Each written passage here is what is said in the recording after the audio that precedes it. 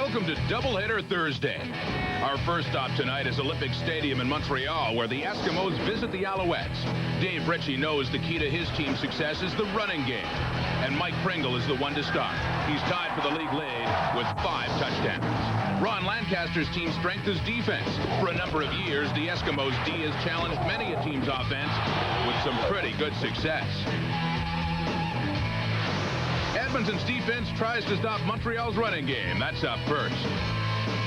Game 2 takes us across Canada to Vancouver, BC. Adam Reid is pretty happy these days. His team is 3-1. The Lions receiving corps, led by Alfred Jackson. He had 2 touchdowns last week.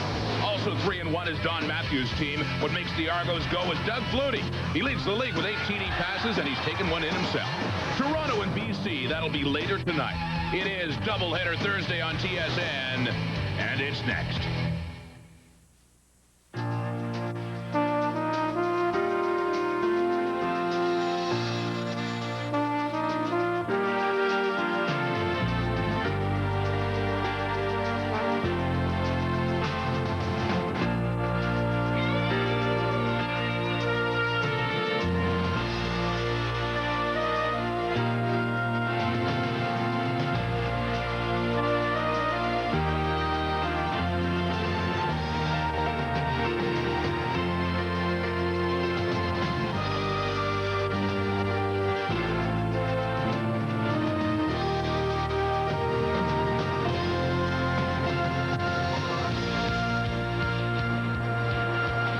Live from Olympic Stadium in Montreal, it's the Edmonton Eskimos and the Montreal Alouettes on CFL Live.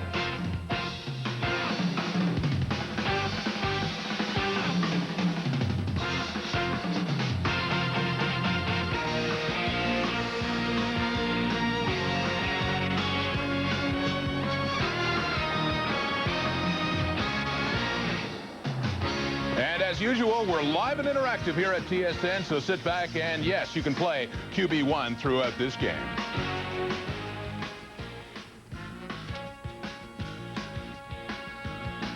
Hi, everybody, and welcome to Week 5 on CFL Live. I'm Rod Smith. Tonight, a double dip. 2 games for you involving the 4 teams currently in first place in the 2 divisions of the Canadian Football League, all at 3-1. The Lions and Argos later, but first up it is the Alouettes and the Eskimos, the rematch. Our team's the same. Coach Bob Obilovich, Les Brown, Marty York of the Globe and Mail. You know, last week at Commonwealth Stadium, in the first game of this home-and-home, the Eskimos humiliated the Alouettes 32-0. Montreal couldn't get the ground game going, but they haven't had to wait too long for redemption.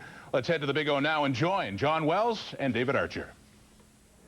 Rod, the Edmonton Eskimos have a very simple game plan for this one. The idea is to stop Mike Pringle. They did so effectively last week and really controlled the entire ball game. Yeah, Mike's the 2nd leading rusher in the league, and he's a guy that allows Tracy Ham to do a lot of things.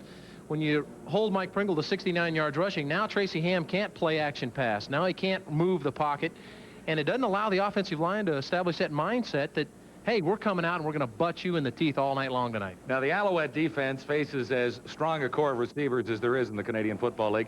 6 guys have over 100 yards already, and the 2 key guys are Flutie and Eddie Brown. Well, it's got to be fun for Danny Mack just to come to work. I mean, he's got so many people to distribute the football to. They're so tough to defend. They got people all over the field catching footballs, and not only that, they got Tony Burst coming out of the backfield. He's got 100 yards himself. Now, the Montreal Alouettes may be 3-1, but when you look at the numbers, the teams they have beaten have a combined record of 2 wins and 10 losses. So this is a big game for the Owls here tonight. Rod?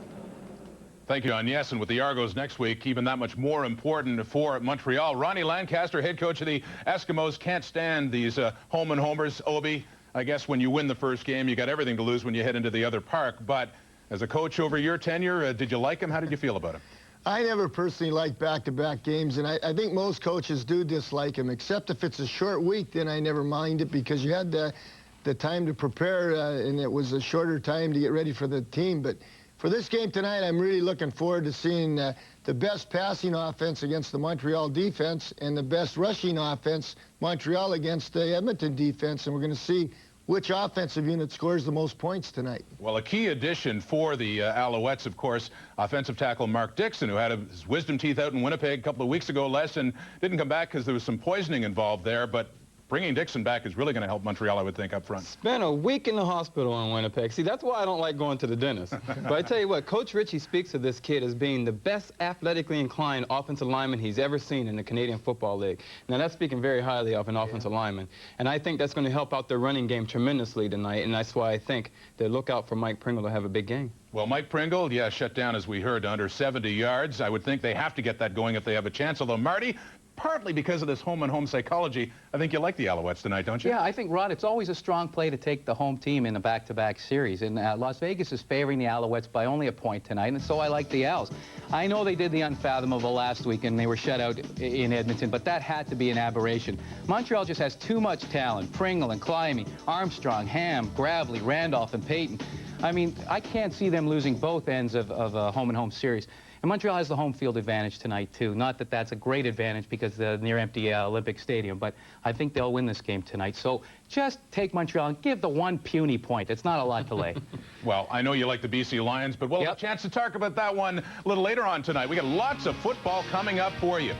2 games beginning with Danny Mac and the Edmonton Eskimos looking to make it 2 straight over the Alouettes.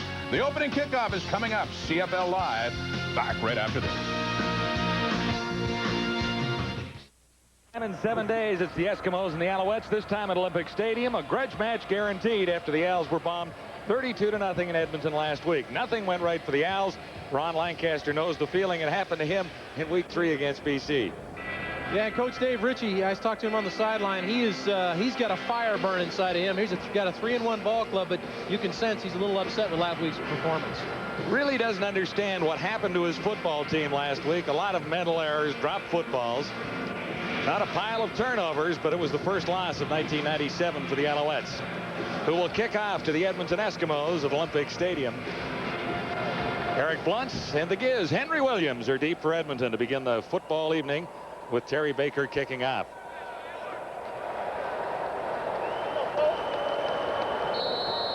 Alouettes shutout. Baker missed the only field goal he tried last week. We're underway at Olympic Stadium, and here's the Giz beginning for Edmonton at the 15-yard line.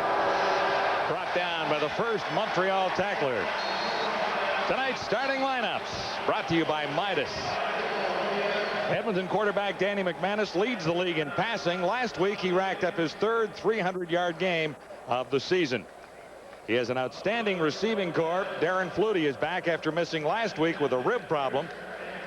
He also has Gordon Blair and Eddie Brown. And up front, Derek Schuldeis makes his 2nd straight start at left guard. Leo Groenwagen will start at center for this one. Rod Conniff has a slight calf muscle problem. 1st and 10, Eskimos beginning inside the 30-yard line. McManus sends burst to the other side and then hands off. Paul Randolph was there on the tackle. Well, the Montreal defense is led by a great front 7 group, and I think the best guy there is Elfrid Payton. It's a 34 group, but make no mistake, Elfrid Payton's going to rush the passer now. He's not going to cover anybody. And the defensive backfield, I think Coach Ritchie was a little upset with his corners played last week. He expects them to tighten it up. It's a veteran group, so I think they'll be good tonight. Tony Burst picked up a couple. And it'll be 2nd down. Well, almost 9 yards to go for the Eskimos, right on the 30 now. 3 receivers, trips formation, far side of the field. McManus shotgun, stands in and fires a little high, intending that one for Robert Gordon, who got one hand on it, but that was all. Straight man coverage. Montreal came after Danny McManus in a 2nd and long situation. Actually audibled on the first play to a trap play to Tony Burst, and then came back and with the blitz in his face overthrew Robert Gordon. That's a shot Danny has hit several times, just didn't get it done tonight. Sean Fleming is enjoying life as a punter for the first time as a professional. Last time he actually was a full-time punter was back in Montana in 1991. Chris Wright. Deep for the Alouettes. Fleming gets it high. Net punting yardage for Fleming has been quite good. Tackle made on the return by Patrice Denis. Patrice Denis, I should say, returning to his home province for the first time as a pro. Montreal quarterback Tracy Ham trying to rebound after a subpar performance. He twisted his ankle in the opening series last week and struggled, completing just 7 of 24. Montreal receivers were off too. There were a total of 12 drop passes among this group. Everyone dropped a couple, Dave Archer.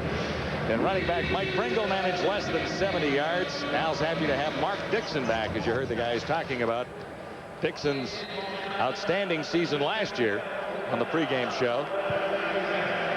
Alouettes with decent field position near the 44, first down. Tracy Ham at the controls.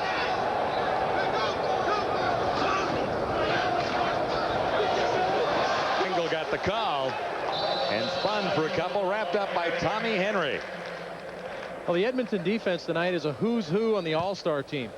Who do you pick out on that team that doesn't make the All-Star team? I think the guy to pick out here is Tommy Henry, who's actually a corner playing linebacker, a little underweight, but Ron Lancaster said he's done a great job in that position, filling in for Sigur Mobley. And the defensive backfield, the addition of Malcolm Frank on the short side corner is really stable, really made it a stable situation back there. Frank playing his second game for the Eskimos. Gain is 5 for Montreal. Ham faked it to Pringle and finds Mike Soles sliding out of the backfield. Soles took an Eskimo for a ride. Derek Beatty was dragged about 12 yards in the back of Michael Soles.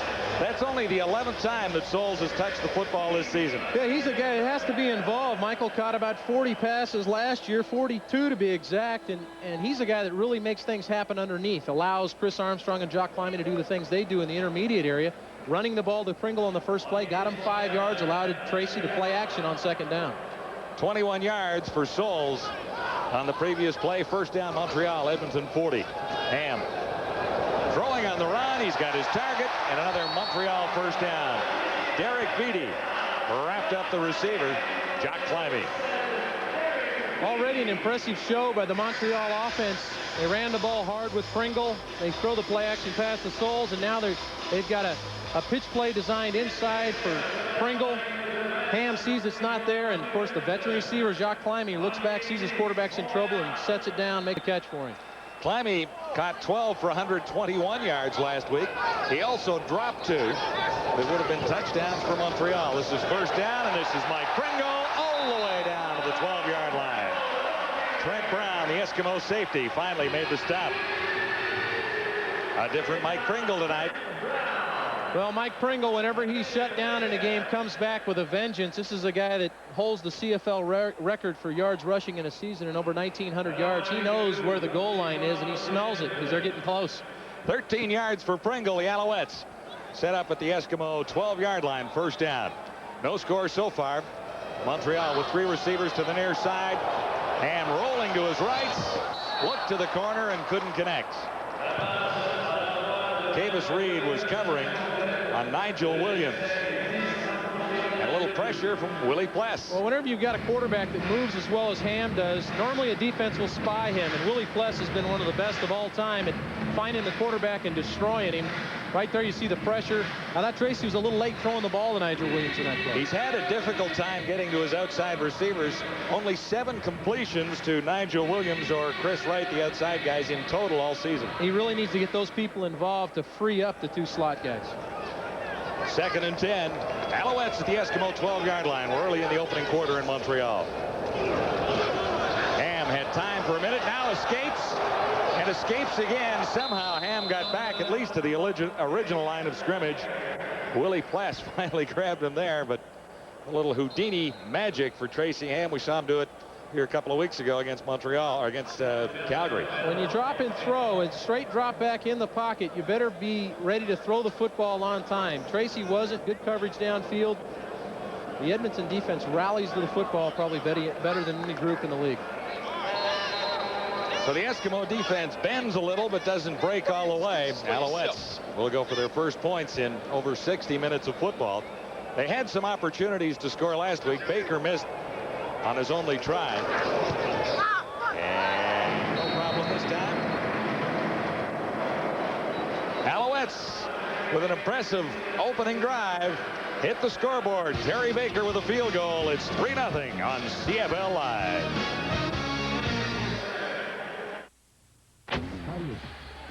The Alouettes didn't show up in Edmonton last week. Well, when they did, they didn't get much accomplished. That's the story there.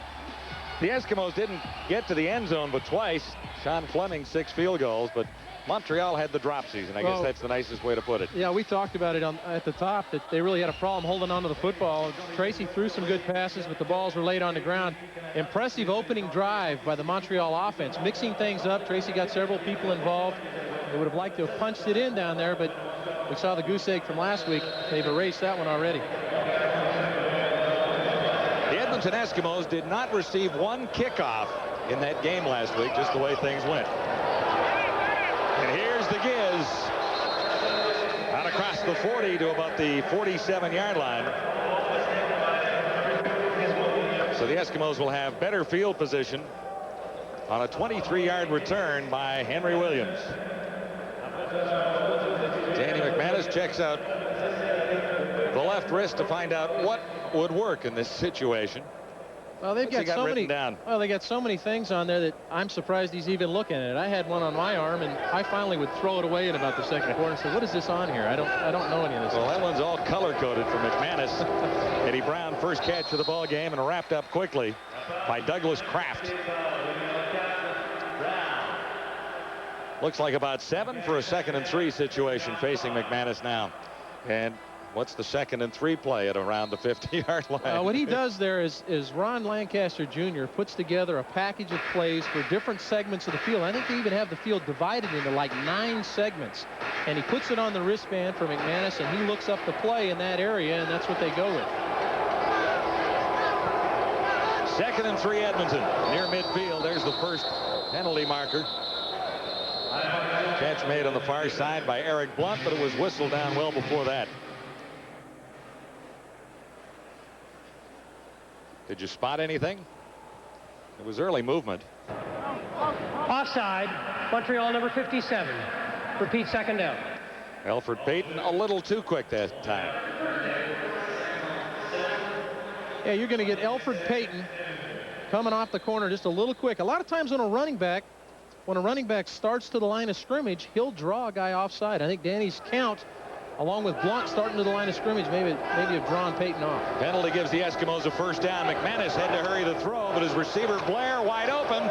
Blair broke one tackle, and it took a couple of Alouettes to bring him down. Herb Smith got over there to lead the charge, number 21. And Tracy Gravely, number 7, also helped out on Blair. 18 yards. Well, this is a guy Ron Lancaster really wants to get involved in the offense and wants him to step up and start playing to the Heck Crichton level that he played in college. That's just a great run right there. Ran through the tackle. I talked to Eddie Brown before the game, and Eddie says people don't realize how strong Don Blair is. Don's just the only thing that's holding back Don Blair is maybe Don Blair right now. He has the speed as well. Another Edmonton first down, and not much room up the middle as Tracy Gravely was there to put the stop on Eric Blunt.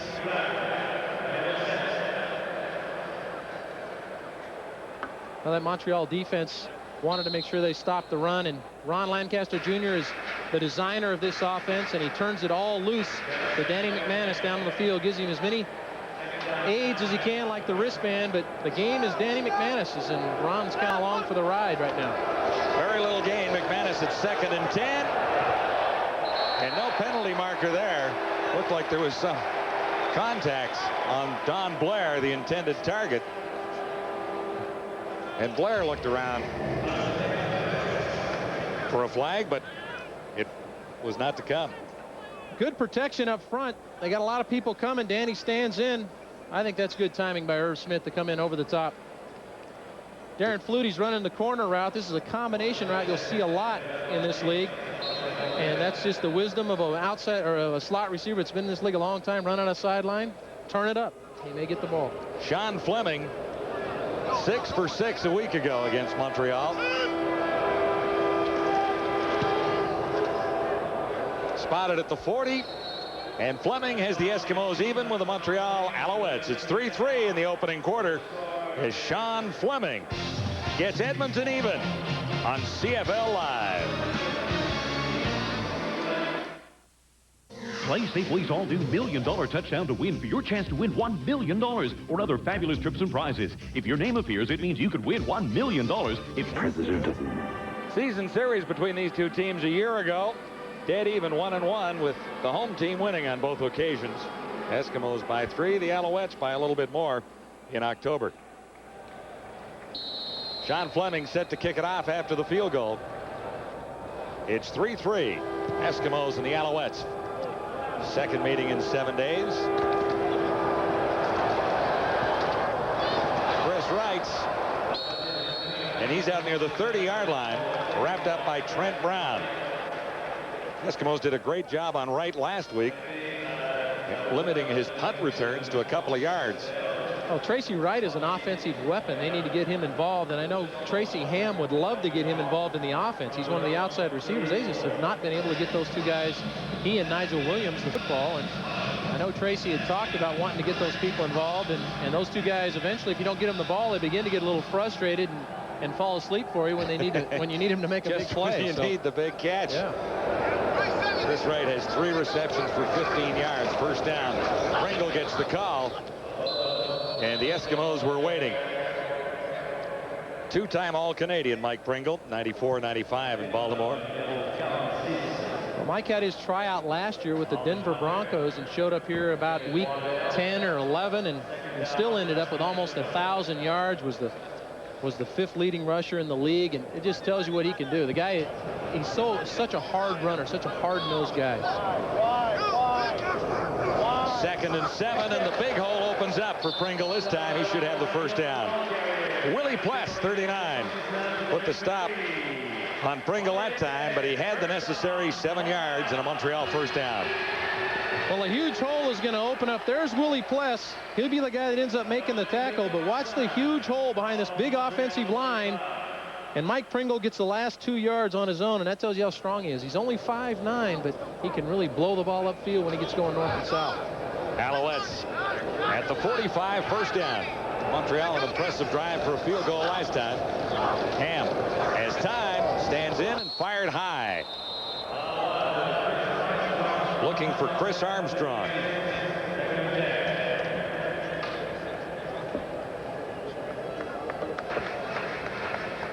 This is a 5-step, looks like a 5-step drop for Ham.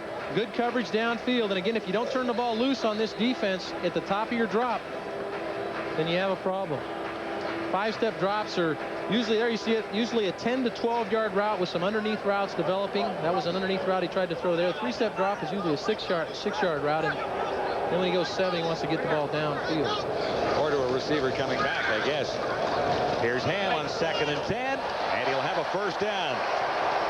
Nigel Williams, first catch of the ball game, and the first catch in some time. Derek B wrapped up Williams, just the 5th catch of the season for Williams. So he's looking to the outside receivers tonight. Well, Nigel Williams is a great big target, and he runs a tremendous route for him here. It's just a curl route. Tracy throws the ball on time. That's the key. The ball came out. You saw Nigel Williams come out of his break, and the ball was in the air on time, and a lot of times that ends up in a completion. Tracy read the coverage extremely well there. 13 yards, first down Montreal at the Eskimo 52.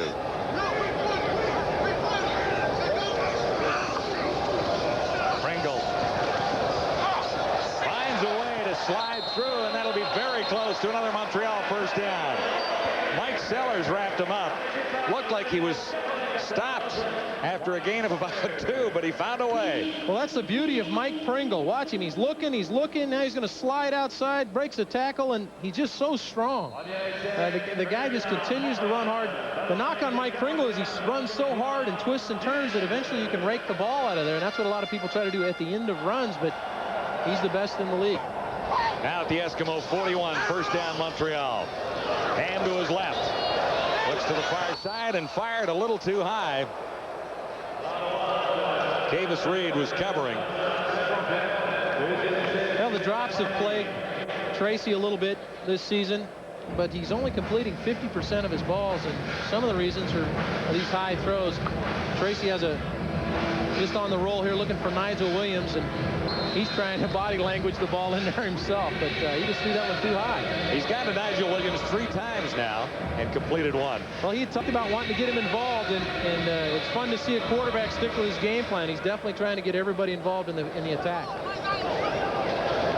Ham has marched the Alouettes impressively in the opening quarter. 2nd and 10 here. He has Michael Souls, another first down. And that's The second time that Souls has had his hands on the football. Trent Brown wrapped him up. 20 yards for Souls. So that was another objective, get Souls into the offense.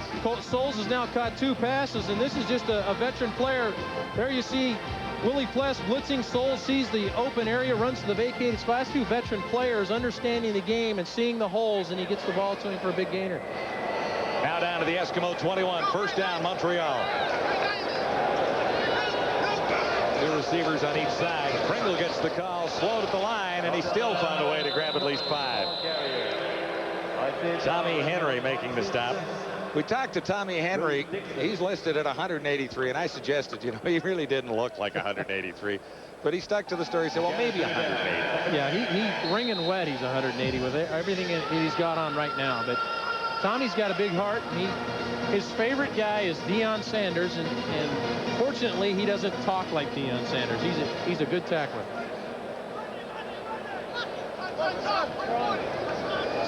Henry is a cornerback playing in a linebacking spot, a tweener. Here's Ham buying time. Sideline pass, and couldn't connect with Jock Clammy. Malcolm Frank covering. Leroy Blue had a big week last week, 3 sacks against Montreal. Would obviously like to be a little more involved tonight, but he's slightly shaken up. Well, they roll those people anyway. Mike Sellers is in the ball game, and Ron Lancaster can't talk enough about Mike Sellers. He's only 22 years old. They got this kid out of a junior college, and he's just flying around the field, and great special teams player for him. And he rolls in there often for him anyway. He's always part of their attack, and I'm sure Leroy will be back in there before long. They love to watch Sellers on special teams. Terry Baker. Little chip shot from 25 away. And it's whistled down before they get an opportunity to kick for 3. Obviously, the Alouettes taking a little too long to get the play away. Montreal number 90. Swift Birch on offense. You know, you get those defensive guys on offense. They don't know snap counts. They don't know when, you know, just watch the, you know, you think he's a defensive lineman, he just watched the football. But Swift is a tremendous athlete. We had him in Ottawa last year, and he played on the end for us in the field goal unit. He actually has pretty good hands. Could catch the football in a fake situation. Marvin Graves will hold for Baker, now back at the 30.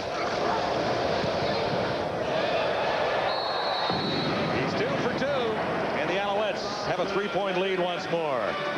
It's doubleheader Thursday on CFL Live. The Alouettes and the Eskimos from Olympic Stadium.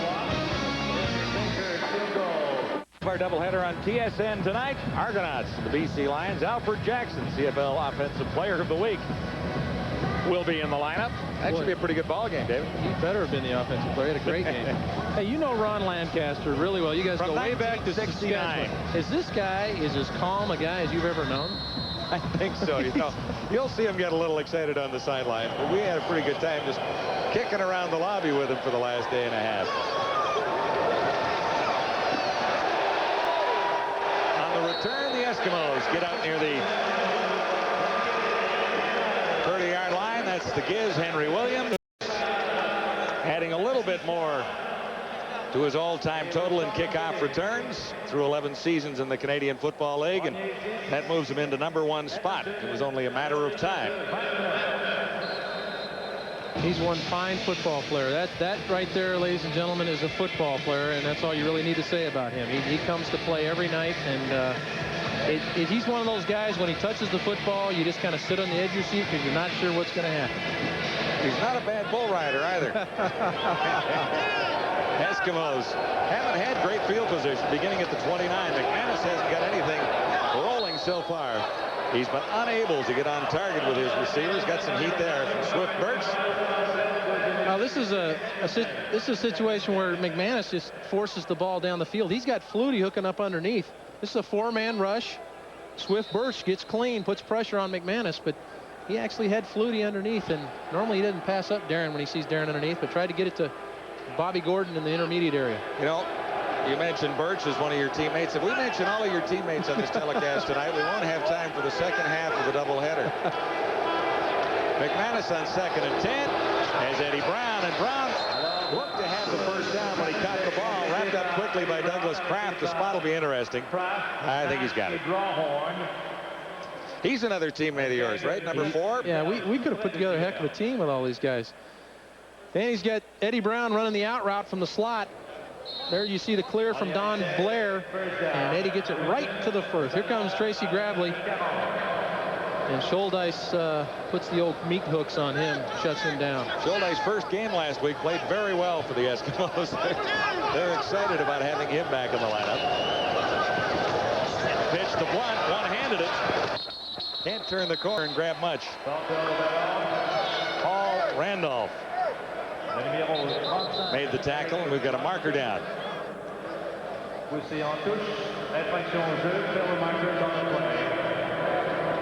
Eric Blunt over 1,000 yards in 1996, 1,091 plus 275 yards receiving.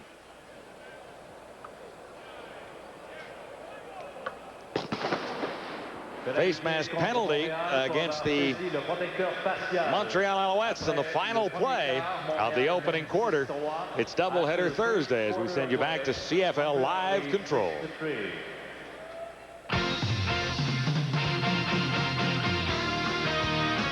CFL Live at the Quarter is brought to you by Midas for new, longer-lasting carbon metallic brake pads. And welcome back to CFL Live, our studios. Rod Smith along with Bob Obilovich, Les Brown, Marty York of the Globe and Mail. And yes, the Alouettes are definitely moving the football a little better than the last time they played a week ago at Commonwealth Stadium. We talked about this before the game, Les, the addition of Mark Dixon, who was out because of some dental problems, back in the lineup, and his effect is showing if you look closely. Oh, yeah, so far it has helped. It looks like a spark plug that's been missing from the offensive line. So far, the pass protection has been excellent for him, so he could sit back and look at 1, 2, and 3 receivers. And also, for the running game, Mike Pringle's had big stats or big numbers this quarter. So I think he's proven that he's a big part of this offensive line. Now, one thing that they have been doing well is getting the ball to Michael Souls a few times, and they haven't done that very often this year. Well, you're right, Rod. I mean, Michael Souls was complaining privately, according to my sources, all week that he wasn't getting the ball enough. Now, he's caught the ball twice tonight already. That's one shy of how many passes he's caught all season in his previous 4 games. So, yeah, I mean, it's important, and he's an important part of the offense, I think. Don't you, Bob? Yes, I think that's good strategy by the Montreal coaching staff. He can also catch the ball and run the ball well, and tonight they've saw a little wrinkle there, and they're getting it to him, and I think you'll probably see him highlighted a little more on offense. So far, Montreal's running game has overshadowed the Edmonton passing game, but neither offense has been able to finish off drives thus far. Of course, Mike Pringle is getting the ball, and this time doing a little better than he did last week. 32-point difference last week. You get the feeling it'll be a little bit closer tonight as we get set for the second quarter and a 3-point lead for Montreal back to Olympic Stadium. An awful lot closer on the scoreboard as well in the stat story. Well, when you look at time of possession, the Alouettes have almost doubled the Eskimos there, and 110 yards compared to 36 net. Al's also leading in first downs. Face masking call on the final play, going out of bounds.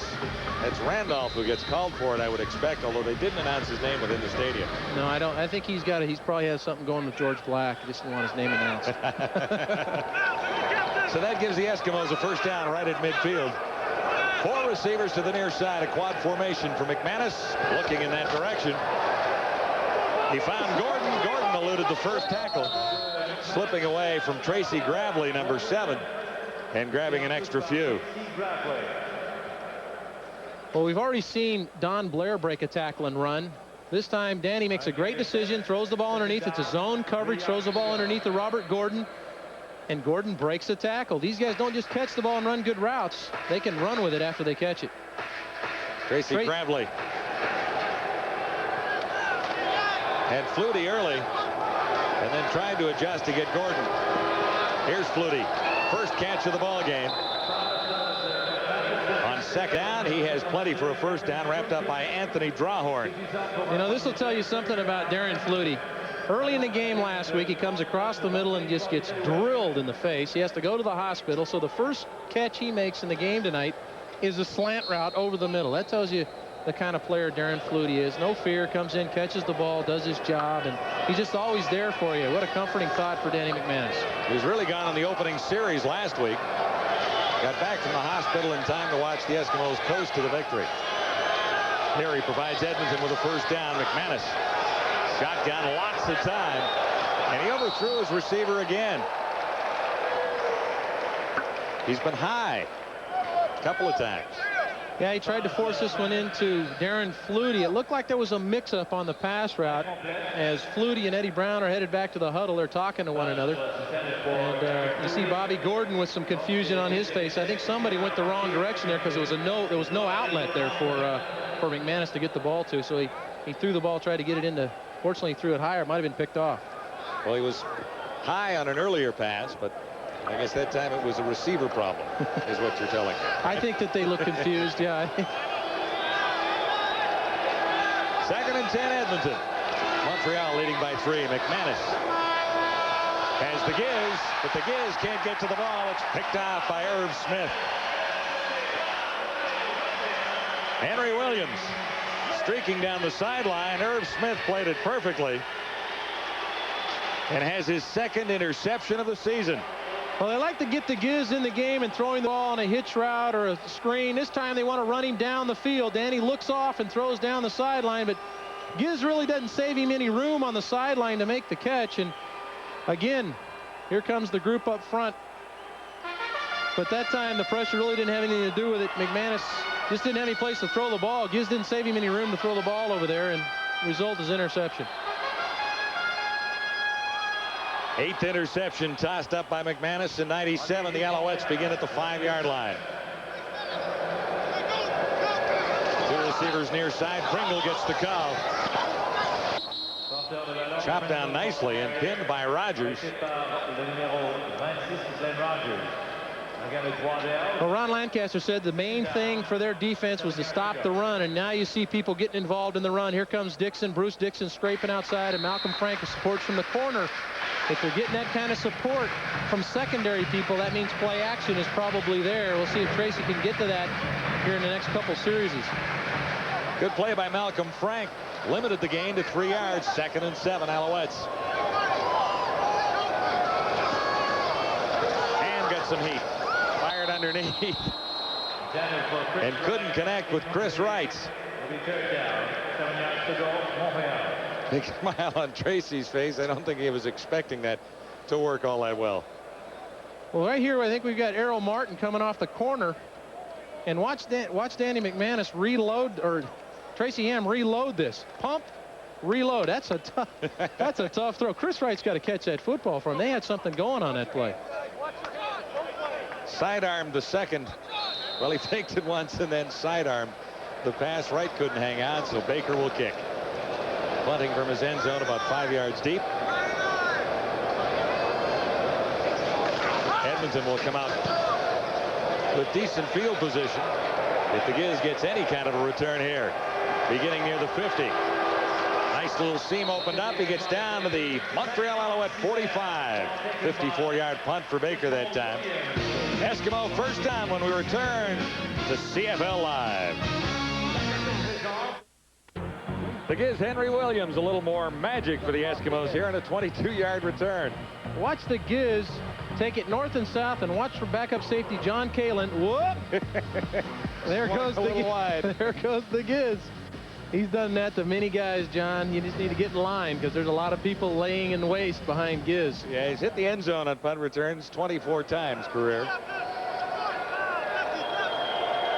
Eskimos, good field position at the 45. Blunt gets the call. He gets a couple. Blunt has rushed 34 times for 127 yards so far in 97. Eric was second in the league in rushing, over 1,000 yards. He's only averaging 3.7 yards a carry right now, and that's something they need to up to help Danny throw the football. Eddie Brown flanks to the far side. Robert Gordon to the near side of the field on 2nd and 5. Eskimos, Alouette 40. Wide open.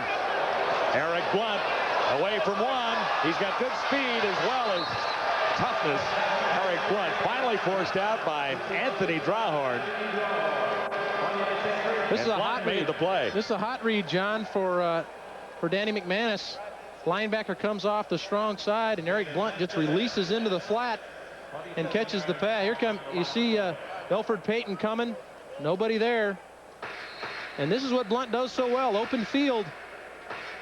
That's why they need to get him running the football from the backfield, too. He is a real dangerous player. 1st and 10, Eskimos set up at the Alouette 13. They've been close before and intercepted. Tony Burse, I think that's his first carry. Elfrid Payton made the stop on Burse. This is his dive play straight ahead with Burse.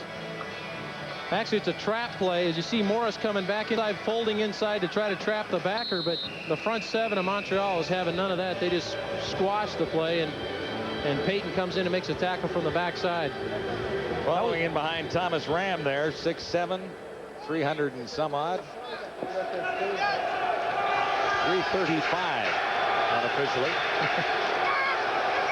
Little play action fake. McManus down on one knee, still got the pass away.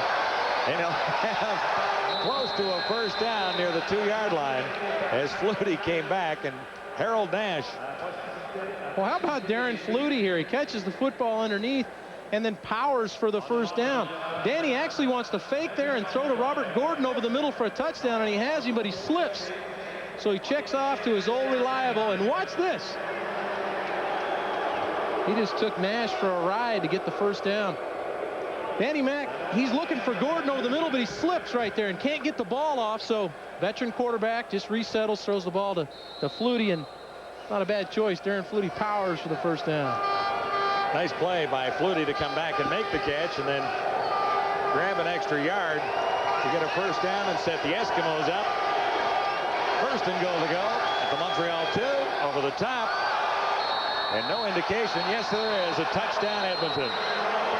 One official on the far side didn't see it go over, but the official running in from the near side of the field says that Tony Burse cut the play into the goal line. And you can bet Tony's doing some talking right now, too. That's one of his strengths. He gets in, he starts talking. You don't want Tony Burse talking to you. He's about 240 pounds, and he's coming right into your living room. You make the stop on him. That's a load, and he finally crossed the goal line right there late to get the call. But you get Tony going now, he's going to start getting in your ear and that's right, and all sorts of stuff. 5th rushing touchdown of the season for Tony Burse. In from 2 yards away, and the Eskimos have the lead for the first time tonight. Sean Fleming adds to the total. Edmonton on top of Montreal 10-6. This is doubleheader Thursday on CFL Live from Montreal. Tony Burse celebrating his 5th touchdown of the season on the sidelines. What's up, Johnny Shots? See, I told you, you get him in the end zone. He's another one of your old teammates. Where was this? I'm telling you, John, I played with this guy. I played with him all over. Played with Tony down in San Antonio, and then played with him in the World League, with the World League Championship team. Right is deep to accept the kickoff from Sean Fleming. Good boot, chasing right back inside the 10. Markers are already down. And Wright is dropped in his tracks at the 28 by Trent Brown. Here's your old pal, Tony Burse. One more time, up, and over. Yeah, Tony's going to crack the end zone, but he doesn't do it till late. We get a late call for a touchdown. Watch Tony. It's stacked up right there. Defensive back's trying to help, and there's a touchdown. Veteran running back. An impressive drive. Holding, Montreal number 80, first down. That holding on the return. 5 plays, 45 yards. Burse in from 2 yards away. Nice play by Darren Flutie to get the Eskimos down to the 2 with a first down from there. Yeah, Darren came up with a big play on the slip from McManus. I'm surprised Burse wasn't in that kickoff. I'm going to have to talk to him after the game. He loves running down those kickoffs. Had a good chat with Tony before the game. Big smile. He's a happy guy. First down, Montreal, and Ham is picked off. Tommy Henry. You know, we talked about Tommy Henry off the top, John, and we talked about how he's probably more a cover corner than he is a linebacker. And Here's where he does his best work. He gets man coverage, and Tommy's a cover guy. You see Tommy Henry right there. Watch Tommy pick up the slot, and he's just like this is his game. He's playing corner. Just undercuts Jacques Climie. Nice play. Nice athletic move by Tommy Henry to set the Eskimos up. One interception each way. That's for y'all. Talking to the coach. Eskimos at the Alouette 23, first down. Edmonton on top. McManus stands in and fired behind Eddie Brown. Well, we got another blown assignment. Tony Burst is in the wrong spot, or Eddie Brown's in the wrong spot. One of the two. I'd bet on Tony because that's a little farther down the field for him. You see Burst running straight up the middle of the field, and he's going to kind of get in the way of this throw. Danny wants to stick the ball inside to Eddie Brown. The ball is actually thrown behind Eddie, and Eddie got a hand in there and knocked it out, or that would have been intercepted. But Tony kind of clogged that up a little bit. He gets in the end zone, and now he wants to run pass routes. Boy, I'll tell you what. Numbers looking a little better for McManus all of a sudden. On second down, he's got Brown on the out. And another Edmonton first down.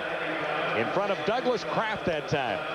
Wow, is this a good throw by Danny McManus? He drops 5 steps, and he's going to stick Eddie Brown on an out route. And as soon as he comes out of the break, McManus has got the ball on him. This is a rope. And that's the way you have to throw the out route. You have to have it on him as he comes out of the break. And that's Danny's best throw of the night right there. 13 yards for Eddie Brown. First down for the Eskimos. Ball on the Alouettes 10. The pitch to Blunt. He throws the touchdown toss to Darren Flutie. Wow. I'll tell you what, John, there. I think we all could have thrown that one for a touchdown. Eric just shot-putted this one. And a little smile on the coach's face, no wonder. They've been waiting a while to throw this one in, I think. Well, it's a great place for it. They've got something going.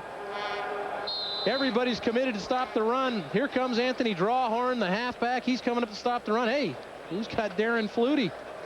Nash didn't have him. Nobody had him. Touchdown. Blunt throwing on the run as well. I mean, that wasn't a bad move.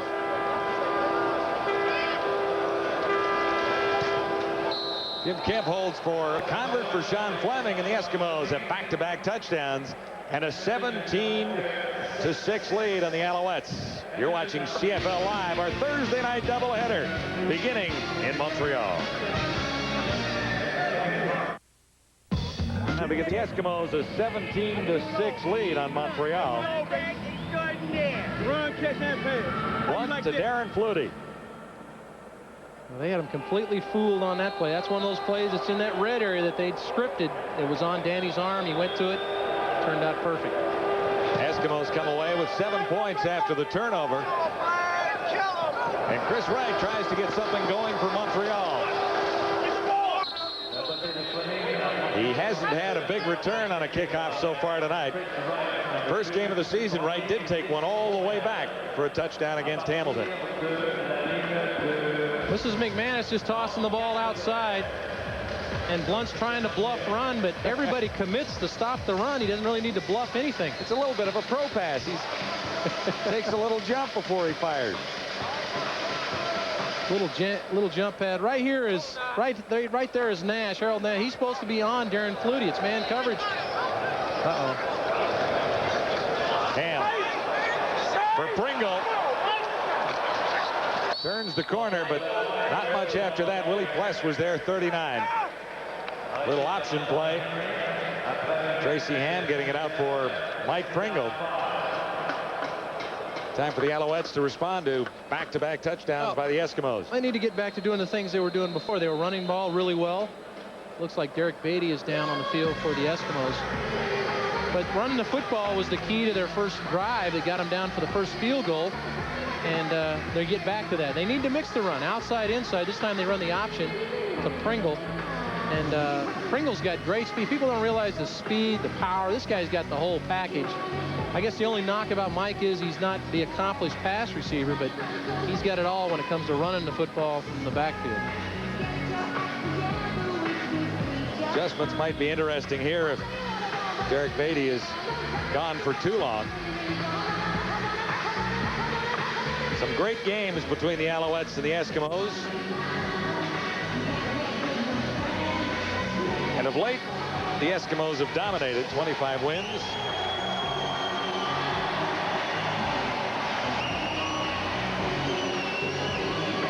Looks like Derek will be back. But for now, an adjustment in the Eskimo secondary.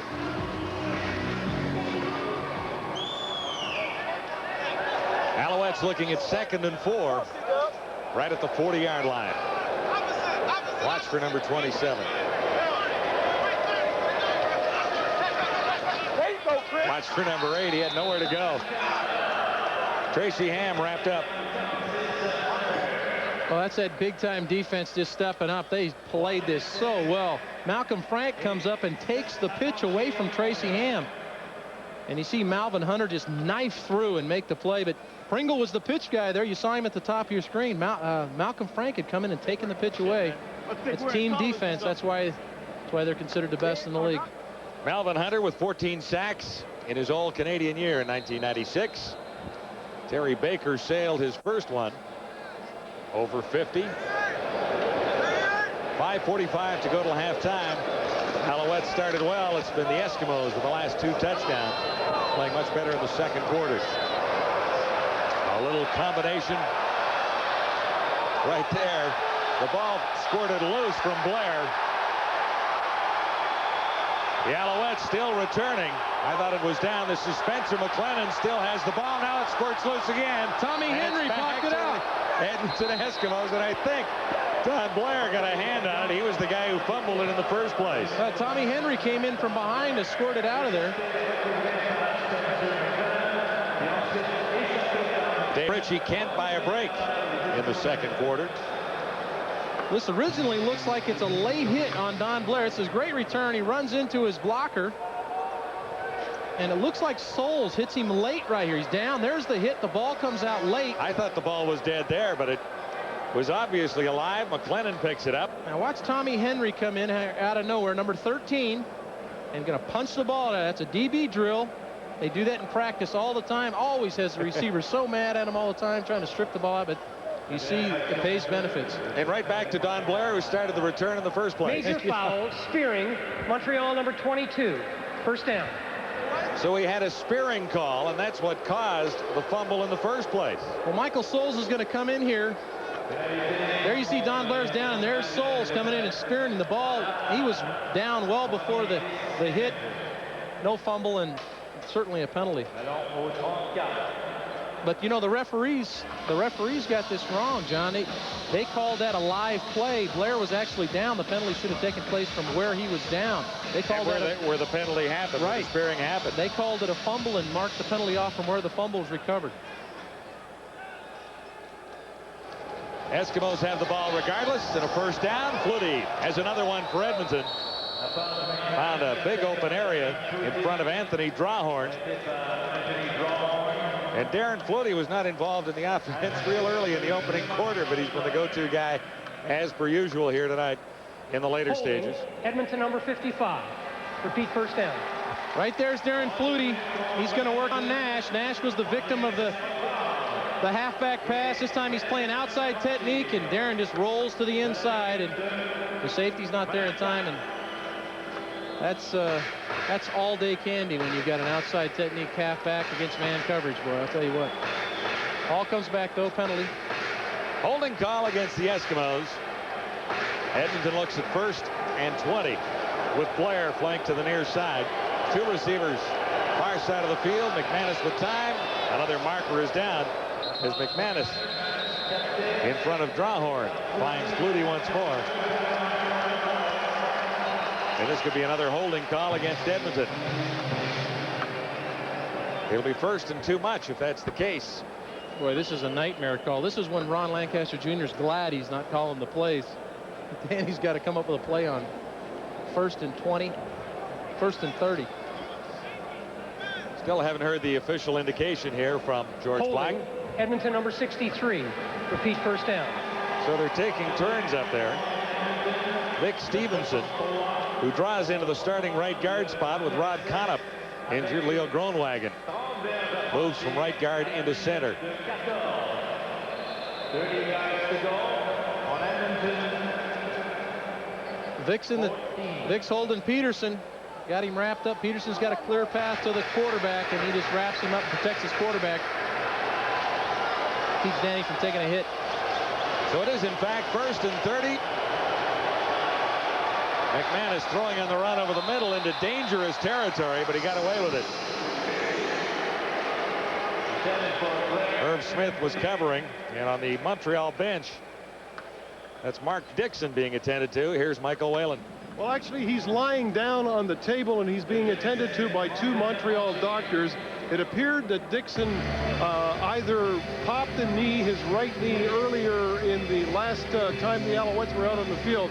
Now, Dixon missed the last 2 weeks with an infected wisdom tooth, and this is his first game back, so this has got to be a tough break for the young man who claims that he's all right, but he doesn't look too good right now.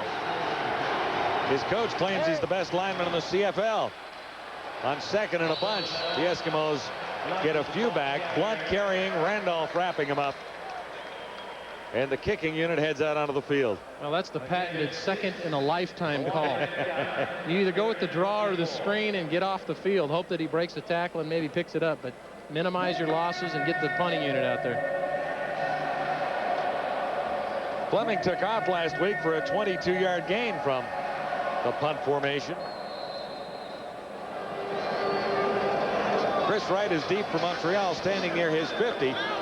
So there's time for the Alouettes. They'll get good field position here with 3 minutes, 36 seconds to go till halftime. Fleming throws on the fake. It'll be enough for a first down. Chris Hardy, the newcomer from the University of Manitoba, made the catch. Chris Wright up to make the tackle, but there's a marker down in the Eskimo backfield. An interesting gamble that may not pay off if there was holding. That was 3rd and 24. Well, Fleming just steps up and throws the ball to an uncovered outside receiver here. Hardy just catches the ball and runs the extra 10 for the first down. That's got to be a breakdown special teams wide by Montreal. Major foul, roughing the passer. Montreal number 23. First down. Oh my, that's Torrey Hunter. So the Eskimos are throwing in a few weird and wonderful plays. Fleming is celebrating his completion. Well, the beauty of that, now Fleming can say he was a passer. He was roughed as a passer. Roughing the passer. Well, you never want to give those punters any other title than they're a kicker. Well, he was a runner, as I was saying last week. Took off for 20 yards. First down, Edmonton. McManus was staring at 1st and 30 a moment ago. Now it's 1st and 10 near the 50. Couldn't connect. With Tony Burse, Tracy Gravely was covering number 7, Montreal. Well, we talked about Tony Burse has a 100 yards in receiving. And there's Tony right there, and he's going to have Tracy Gravely one-on-one. Tony's going to run what we call a corner route. Sticks him to the inside. Not a great route by Tony, which allows Gravely to cut underneath and tip the ball out. You'd like to see him come up, stick the defender to the inside. He didn't really sell it, did he? No, he really didn't. That was not one of Tony's better efforts running the route. Timeout at Olympic Stadium. We're closing in on 3 minutes to halftime on CFL Live. This is game 1 on our doubleheader Thursday. Dan Kepley was in his prime too. And look who's on the sidelines. Don Matthews at about 26 years old. Here's Kepley on Joe Barnes.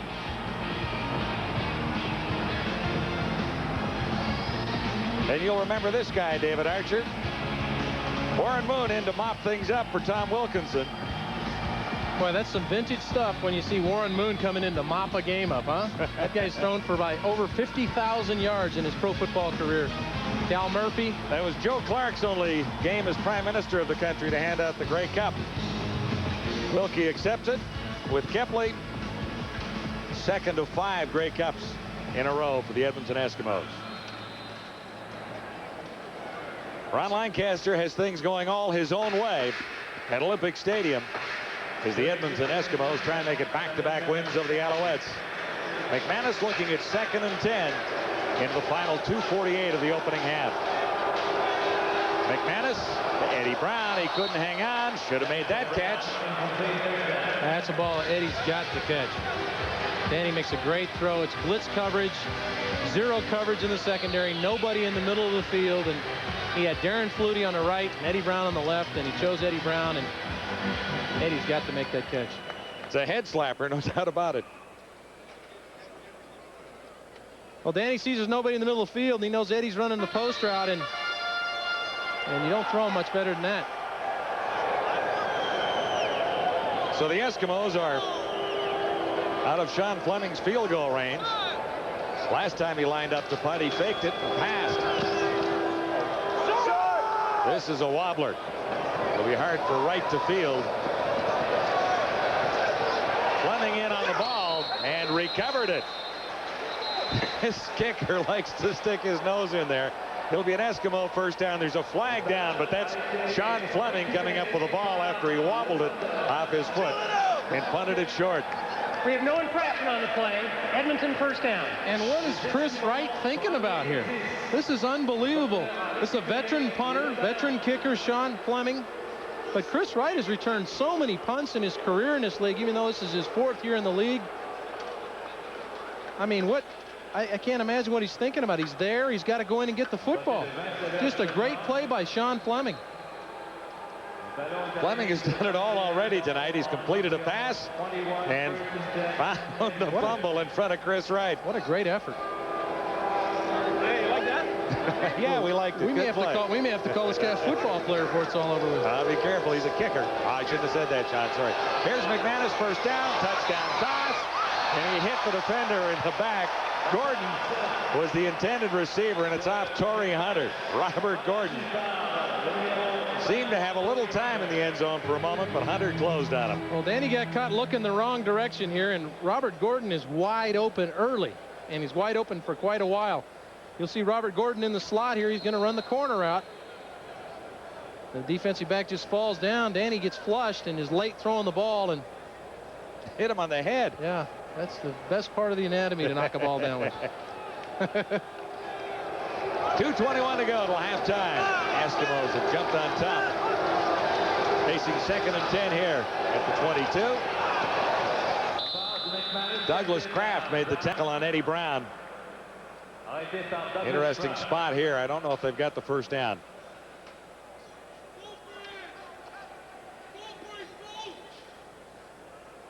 Eskimos leading 17-6. Well, Eddie Brown, he just dropped maybe the easiest ball maybe the year he's going to have thrown to him, and now he makes a really tough catch with a defensive back hanging on his back. Comes inside. Danny makes a good throw to the inside, and Eddie just makes the grab and sets him up for this 3rd and 1 play. It's a short yard as Brown comes to the near side. The Eskimos looking at 3rd and inches here. McManus will throw, looking for the touchdown. He's got it. That's Willie Bless into the end zone to celebrate a touchdown, as the Eskimos are all over the Alouettes. They've used almost every trick in the book to get this one working tonight. 3rd and inches, play action fake. Willie Bless with a 12-yard touchdown reception. Well, we all know what kind of athlete Willie Bless is, and Willie's normally a blocker, and he's run some in his career. This time he's going to be a blocker. Or this time he's going to be a pass receiver, slips out of the backfield and nobody runs with him. And that happens a lot. You see a defensive player come in on offense. Defensive players on the other team relax. They think, well, this is a defensive guy. They're going to give it to one of their offensive people. Plus has scored a number of touchdowns since they've got him in that goal line package. 12-yard touchdown. Fleming adds one more. Fleming a big part of the drive. First of all, Sean Fleming completing the pass on 3rd and 24 for an Edmonton first down, and then recovering after a 25-yard punt. Well, this was all set up by this guy right here. That's Sean Fleming, and watch how far he has to go to recover this kick. It wasn't a deep kick, about 25 yards, but he's under a full head of steam, isn't he? It wasn't a 4.40, but he certainly got down there pretty quick. That was the play that set up the chance for the touchdown. Well, he's done it all already in this young season. He's throwing completions, recovering fumbles, running for first downs. Ron Lancaster said that his biggest worry about Fleming is that he won't run out of bounds when he takes off with the football, and he wants to try to find somebody to run over. Out of Wyoming in his 7th CFL season, the first time he's been a place kicker and punter for the Edmonton Eskimos. Edmonton padding its lead to 24-6. And Chris Wright trying to atone for the miscue the last time he almost had his hands on the ball. He's out near the 35 and wrapped up by Patrice Denis, one of the new Eskimos from Quebec. Patrice Denis out of Western in his rookie season, a member of the '94 Vanier Cup team. And Tracy Ham tries to get things going for the Alouettes. I thought he started so well with 2 pretty good drives, but they settled for field goals. Yeah, you need to punch those in, and it obviously took some air out of them because they haven't been able to get anything going, and Tracy needs to get back to doing the things they do well. Play action, get Pringle involved, throw to the slots. Draw play, Mike Pringle, and it's well read by the Eskimos. Leroy Blue is in the middle of things there, along with Willie Pless. There's a lot of time here. They got enough time to set up a drive. 1:49. Yeah, the last 3 minutes of a half and a game last forever. Derek Beatty back on the field, and that allows them to get Tommy Henry back to the linebacker position. He had slid out to half in place of Derek Beatty, and now Tommy's back playing that linebacker slot. Ham and the Owls looking at 2nd and 7 from the shotgun. No time to get it away, but Ham does find a way to elude Blue, and again he gets away from Leroy Blue. He's out near first down territory at the 45. I thought Ham was wrapped up. Finally, Bruce Dixon gets to him, the middle linebacker. Well, Tracy's the all-time leading rusher in the quarterback category. He and Damon Allen are having quite a battle in that category, but a lot of his runs are these kind. He's passing the football, things break down, and he's really a strong runner. Gets him close enough where Tracy can just fall forward maybe and get this first down for him. McCready missed him initially. 3rd down and inches. Ham and the Alouettes. Tracy himself. And that should be enough for this Montreal drive to continue.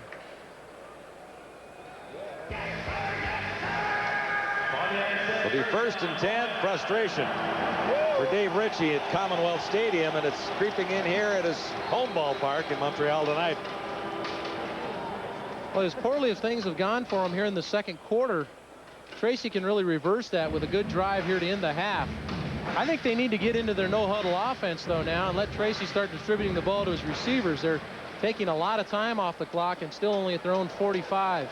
That was Montreal's first down of the 2nd quarter. He faked it to Pringle, and now Ham throws. He had Wright slanting in over the middle. Great speed for Chris Wright. He's inside the 35. Bruce Dixon getting back to make the tackle. Well, that's why I love play action. This is a great job of play acting.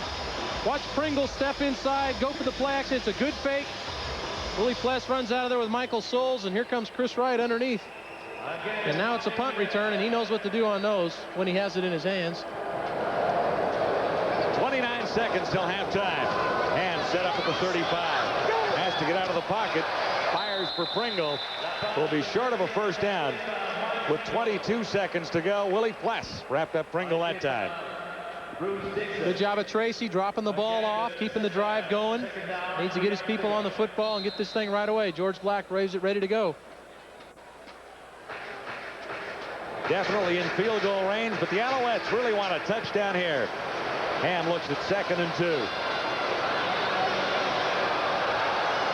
Eskimos are coming now. Ham eluded. And now 3 seconds left on the clock, so they'll have to settle for a field goal try. Big charge that time. Well, that's just poor clock management by Tracy Ham. He needed to get 2 or 3 plays off there to allow him to have a chance to get a touchdown. Now they're going to be forced into a field goal. But they had an opportunity, had 20 seconds left on the clock after Wright's reception or after Pringle's reception. Absolutely. And only got 1 play off.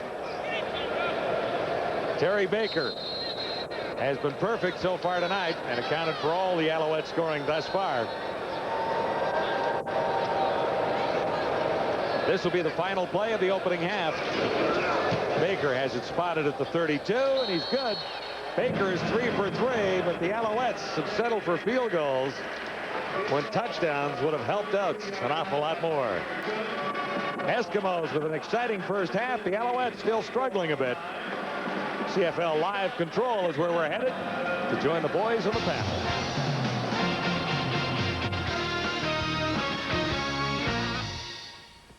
Welcome back. CFL Live at the half. Rod Smith with Obi, Les, and Marty. And a second quarter that was reminiscent for the Alouettes of last week at Commonwealth Stadium when they were just blown out by the Eskimos. It was close for a while, but Obi, Edmonton pulling out all the wrinkles and everything was working in that quarter. I think you got to give a lot of credit to the Edmonton coaching staff. They came up with 3 plays, the halfback pass, the 3rd and 1, they go for a play action, hit Willie Pless for a touchdown, and then they ran a fake punt pass, which got them a critical first down. So they obviously felt in a back-to-back game they had to do a few things differently because each team knew each other so well, and they definitely have had the upper hand in the second half. I've been impressed with Edmonton's approach to this game.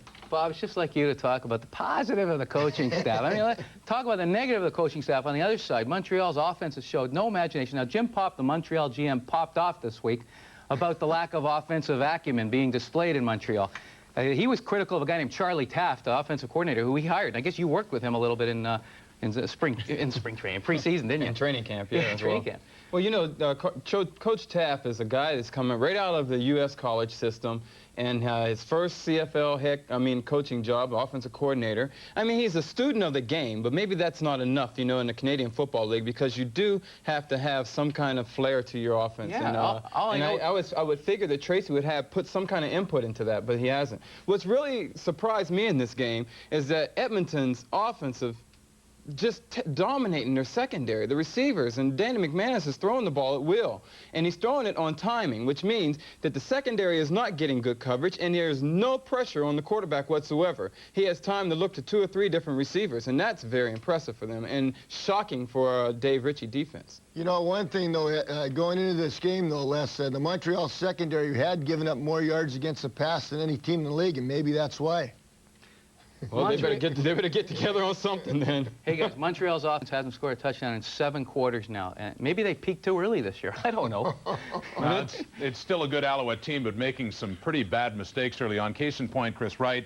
And you were saying before when that thing happened that it's not all Wright's fault in that case, talking about on the punt return and yes. Fleming ends up recovering the football. Well, I think in any special teams coach in this league, when the rule is that the punter can go down the field and recover the punt if it's short kicked, he should be blocked on every kick. They should have a man in his face on every kick, and that way the punt returner doesn't have to worry about looking up and then getting the ball and looking up and getting the ball. Well, that's not his fault. Maybe not, but all I know is Chris Wright's had a lot of problems this year. He missed last season with the knee surgery, and he hasn't been able to give Montreal field position all season, and some of the players are complaining about him now. He's playing hurt, and if he's playing hurt, then I think they should get him out of the lineup because he isn't doing anything for that team. Well, I don't know who's complaining about him, Marty, but you right now. Stop climbing. I'm going to mention the name. Oh, just throw it out. One of his teammates. Les is right about helping the return guy in that situation, but I'd like to give credit to the punter. Fleming made a heck of an effort to get down there and get that ball. A lot of punters don't even want to go that far to get a ball, but he made a great effort. Yeah, one of the big plays for the Eskimos, mostly in that second quarter when they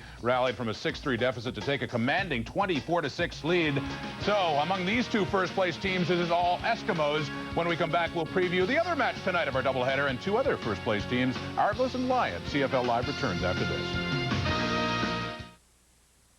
CFL Legends, brought to you by Advantage, providing solutions for business. He was one of the most dominant defensive players of his time. More on Dave Fennell in a moment. For 10 seasons, he was the heart and soul of a great Edmonton defense. Dr. Death helped lead the Eskimos to 5 consecutive Grey Cup wins between 78 and 82, and played on a total of 6 Grey Cup champions. A CFL All-Star tackle from 1977 to 81, Fennell was voted the league's most outstanding defensive player in 1979. In 1982, Fennell was voted the Grey Cup's most outstanding Canadian and defensive player. And you can see more on Dave Fennell and other CFL legends at the Canadian Football Hall of Fame in Hamilton. Here are the CFL Players of the Week for Week 4, and you can't forget what Alfred Jackson did to the Winnipeg Blue Bombers. The Lions receiver had a number of catches, a total of 266 yards, and figured in on all 3 of the Lions' touchdowns, really. He scored 2 of them. Reggie Givens for the Argos Defensive Player, and Dwayne Patterson, impressive on the Calgary defensive front, the Lineman of the Week. Well, next week, it is, I should say, later on tonight, the Toronto Argonauts. I'm getting ahead of myself, aren't I, Coach? The Argos and the BC Lions, and that is game 2 of our doubleheader. And yes, both teams at 3-1, both coming off victories. And for a preview of this one, we head to BC Place now and join the guys who will call the game for us, Gord Miller and Glenn Suter.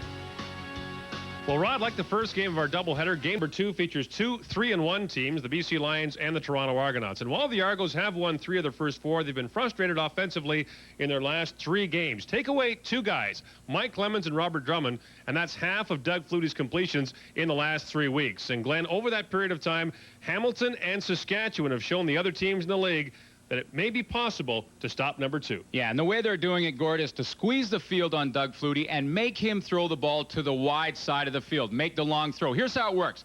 The halfback and safety have deep coverage. Everyone else is underneath. Linebackers take their normal zone drops, and the halfback to the field drops inside the hash mark. Now, from this hash mark to the short side sideline, there's 8 people in coverage. That forces Flutie to throw it to the wide field, and from that circle to where the ball is right now is about 60 yards. And when you look at the 3 guys rushing, they've got a job to do as well. They certainly do. They have to keep contained and controlled rush. You see, Flutie has no chance to run, and he has to throw to the ball outside, and obviously, from that play, it's not working for Toronto. That was a defensive play that worked to perfection, but the Toronto Argonauts have more than their share of weapons. How do they combat teams trying to make Doug Flutie throw the ball long? Well, I think they do it 2 ways. First of all, they run the ball more to Robert Drummond. When you only have 3 men on the line of scrimmage, you can run the ball successfully. That's one way. The other way is to spread the field. The wide receivers for Toronto have to line up on sideline to sideline and make BC cover the whole field. Doug Flutie enters this week as the number 2 ranked passer in the CFL. The number 1 ranked passer is Damon Allen of the BC Lions. Rod? Looking forward to it, Gord, coming up after this football game. And, Marty, the talk about this before, and it's also something Doug Flutie really doesn't want to deal with anymore, but the whole hype, Dave Chaters hasn't really let it go after the allegations last season, but Chaters not in the lineup for BC today. Yeah, he's got the strained quadriceps. His teammates say they'll make up for him, but I remember talking to Chaters in the first week of training camp, and he said he just couldn't wait to get his hands on Flutie in this game. He's not going to be able to do it, but I still think you're going to see a very entertaining game. I think it's going to be high scoring, too. Well, I don't know about all that high-scoring stuff, but I think it'll be an entertaining game. These defenses Toronto's have really impressed me all season long, and I think BC's defense is starting to come on and impress people as well.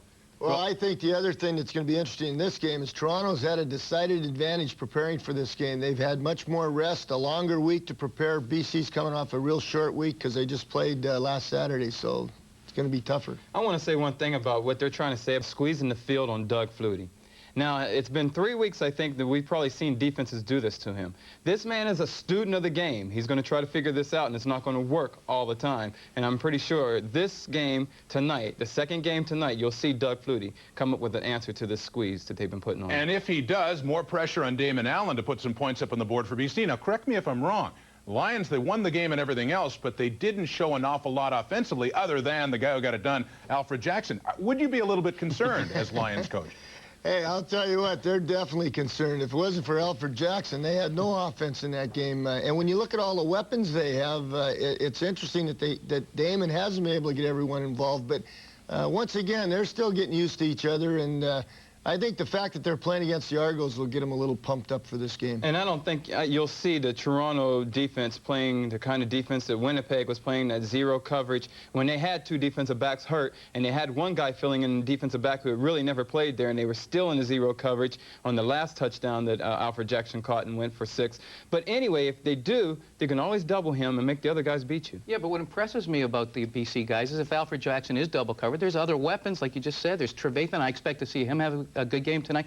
Don't forget, Philpott is still on that team. I mean, we haven't seen him do much yet, but I suspect he'll come out with a big game tonight, too. Corey Philpott, injured in the last game, but still, even though he's hurting, expected to play in such a big game for both teams. Hey, that's just halfway through Week 5 of the CFL, and we've got every game for you. Tomorrow, it's Friday Night Football, and once again, we got the Hamilton Tiger Cats Big game for Don Sutherland, of course, and the rest of the 0-4 Cats against Winnipeg, and Earl Winfield making his return for the Cats.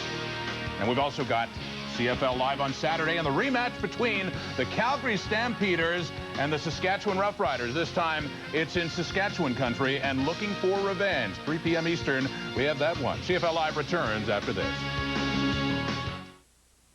Active here at TSN, here's an update of your QB1 standings through the half. Well, the half was really a story of 2 games. First quarter, Montreal looked impressive, but Edmonton pulled out all the stops in the second quarter for a big 24-6 lead. Let's head back to Olympic Stadium. John Wells and David Archer. Ron, I thought some goofy plays by the Eskimos. I'm still wondering about the kicker pass. 3rd down and 24. Fleming makes it work. Yeah, I'm not sure whether that was a called play or whether Fleming just saw something, but we've got linebackers catching touchdowns. We got halfbacks throwing touchdowns, but after the opening drive, Edmonton took over the ball game. Really, the numbers are fairly close in a lot of categories, but the Eskimos have a distinct advantage on the scoreboard. Time of possession, fairly close. Well, it's halftime at Olympic Stadium in Montreal, and the Eskimos appear headed to another convincing victory. Well, there's a long way to go, and some young Alouette fans are having a good time. Sports break coming up next. Well, it's Danny's day so far, 10 of 20 for 122 yards. Tracy Ham had an excellent drive. First time he had his hands on the football, but things fizzled for the Montreal offense after that. Alouettes need a little more intensity to get rolling in the second half, perhaps on special teams as well as offensively. Yeah, Coach Fawcett's got to be a little discouraged, the special teams coach, with some of the breakdowns. Their mental breakdowns is what's hurting them. Second half underway. Chris Wright at the 15. Nice return for Wright as he's out across the 40 to about the 43, wrapped up by Trent Brown. So what does Tracy Ham have to do here to get these Alouettes reignited? Well, I'd like to see Tracy take control of the offense now and start doing some of the things that he's done over the last couple of years to make this offense successful. Get Pringle obviously involved, but do some more play action. He's a good play action quarterback. And now get Climie and Armstrong. And I don't even think we've been able to say their name much tonight. Get Climie and Armstrong involved in the attack. Maybe go to some no huddle. Change the tempo of the game a little bit. Alouettes begin at the 43-yard line. They're down 24-9. The second half is underway in Montreal. Nice run for Mike Pringle. He broke a couple, and he's got plenty for the first down. Close to 17 yards on that run. Pringle tries to get the fans involved a little bit here. This is great blocking up front. Great block there on Dixon. And Pringle puts the hammer on Trent Brown, and he's still down. I believe they may have knocked him out on that play. He looked like he didn't move after the hit. I think he took a knee maybe in the helmet.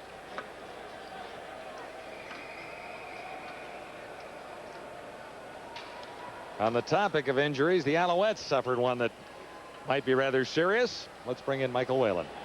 Well, listen, John, bad news for the Montreal Alouettes. They've lost Mark Dixon for the rest of this game and for 4 to 6 weeks. He has an MCL. That's a torn medial lateral ligament. I always have trouble getting that out. That's the second time in 2 weeks that the Alouettes have lost an offensive lineman. Brian Shue also has an MCL, so it's pretty bad news for them. And they were really looking forward to getting Mark Dixon back in the lineup as the Eskimo physicians take care of Trent Brown, who is rather seriously injured down there on the field right now. I don't know if we can see it on this replay or not, David. Well, Trent's going to stick his head in here, and you see the head dip, and that makes him a little vulnerable to the knees of Mike Pringle, who's a high runner, and don't want to speculate on what the injury is. He's a big-time player, loves to come up and hit. Made a lot of plays for this defense. Directs the secondary, which is a job because there's a lot of veterans back there. I thought when Pringle had his helmet off and was making those motions down there, he was trying to get the fans excited about his run, but he was calling for the medical staff, obviously. So a rather serious injury situation for the Edmonton Eskimos. Trent Brown. And we'll take a brief timeout from Olympic Stadium just nicely into the third quarter with the Eskimos on top on CFL Live 24-9.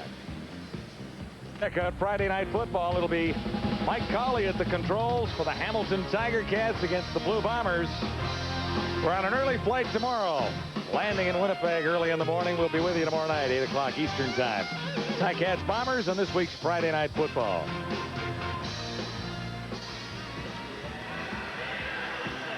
Things a little more serious at Olympic Stadium in Montreal. Medical staff still attending to Eskimo safety Trent Brown, who was in collision with Mike Pringle. Well, John, my experience with these things are that a lot of times they take all the precautions necessary to make sure they immobilize the neck, and now Trent's up. I think he just got his bell rung there. And obviously Mike Pringle concerned about Trent.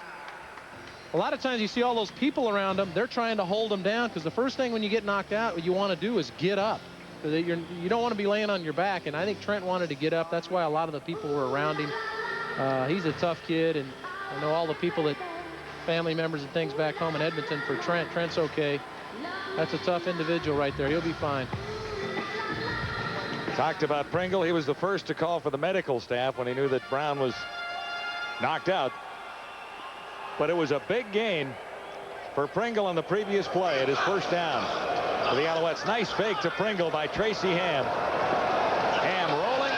He had rights, and he dropped the football.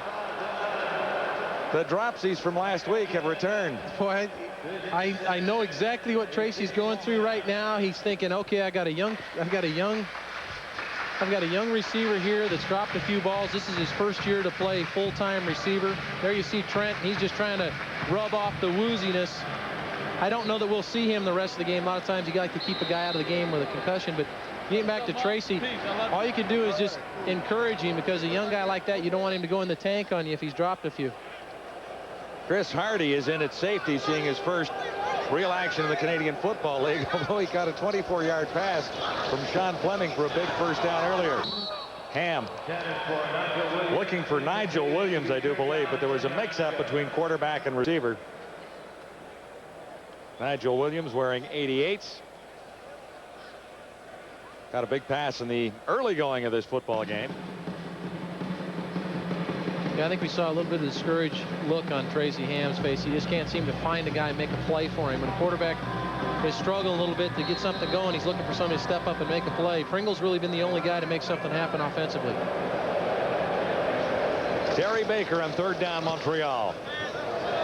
High and deep. Henry Williams. Got a block there, and no penalty markers down as the Giz scoots up the sidelines and is forced out near the 35 by Terry Baker. Always exciting when Giz gets his hands on the ball, and the kicker also gets involved in the upfield tackling duties.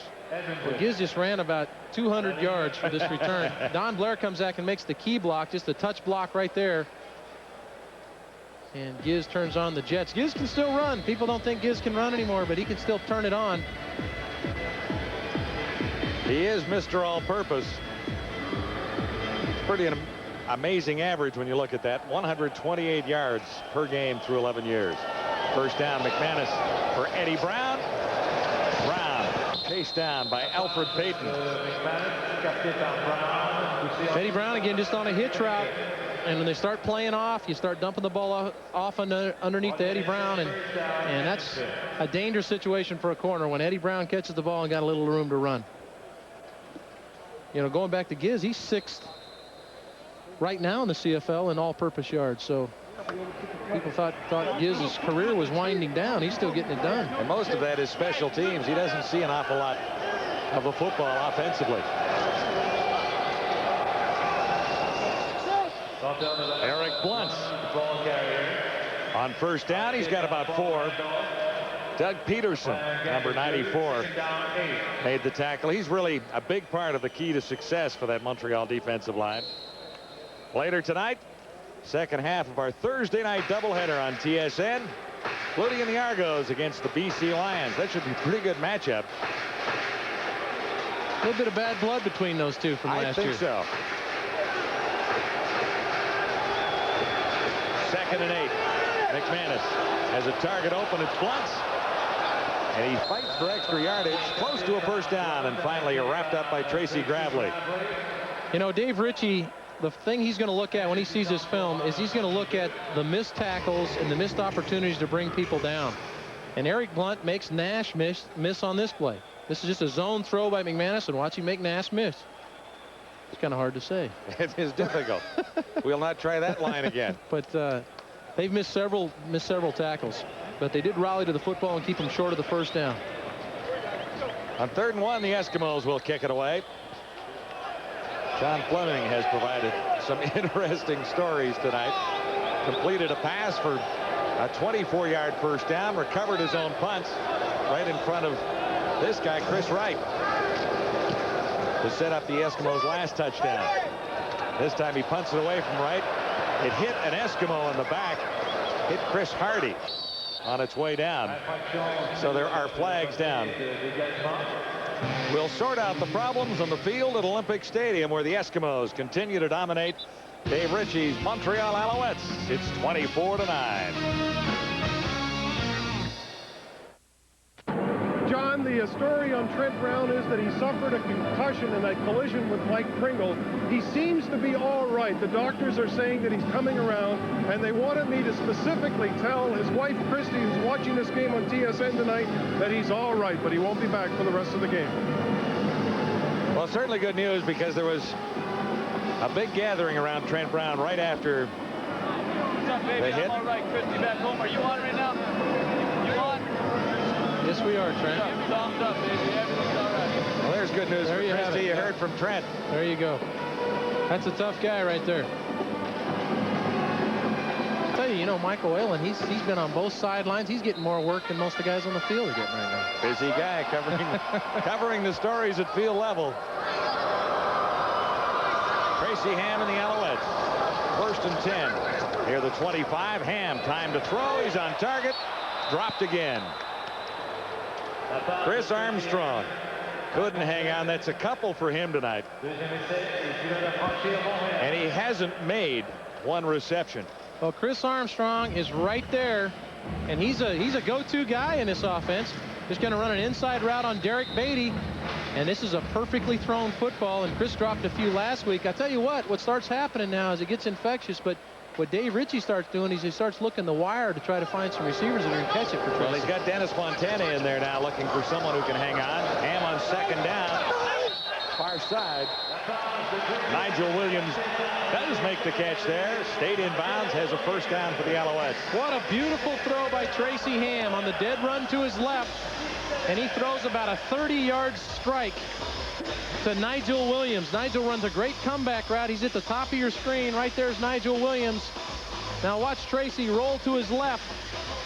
And he's actually going to have a defender look like Willie Pless get in his face. But look where this ball is. Bang. Couple of clutch catches for Nigel Williams. 14 yards there, 2 for 29 on the night. The Alouettes really needed that. Here's Mike Pringle, and there's absolutely nowhere to go. Leroy Blue, outstanding game last week with 3 sacks. Tom Pringle that time. But you got to keep pumping Michael in there. He's such a big part of this offense, but I'd like to see Tracy go to some play action pass off of Mike. Watch Leroy Blue close it down. Look at him squeeze the defender down into the play. He actually pushed Neil Fort into the play. Neil Fort about 310 pounds. He shoved Neil Fort right in the hole and closed it. Limited the gain to a yard. 2nd and 9. Ham far side, and he's liking the way that Williams is hanging out of the football. But how about Malcolm Frank with the tackle there? Well, another teammate of yours? He had a double. Who is that? Malcolm Frank. Malcolm is another teammate of mine. He had a double screen on there and could either throw to Mike Pringle down below. Watch Pringle release down below with the lineman in front. He decides to go to Nigel Williams up top, and Chris Armstrong, who missed the ball earlier in this drive, doesn't get his block and nullifies that play. So Chris better get things together over there. Baker punting again. The charge is on. They get the block, and the Eskimos recover. Mark Tolbert. Tolbert came through to get the block. And that's a happy guy down there. Well, Tolbert's untouched on this play, and the calamity of errors on special teams continue for the Owls. Mark Tolbert is going to be right there. Watch him come right off the corner, and he's untouched. runs right by the up back, and that's clean. He almost recovered it himself.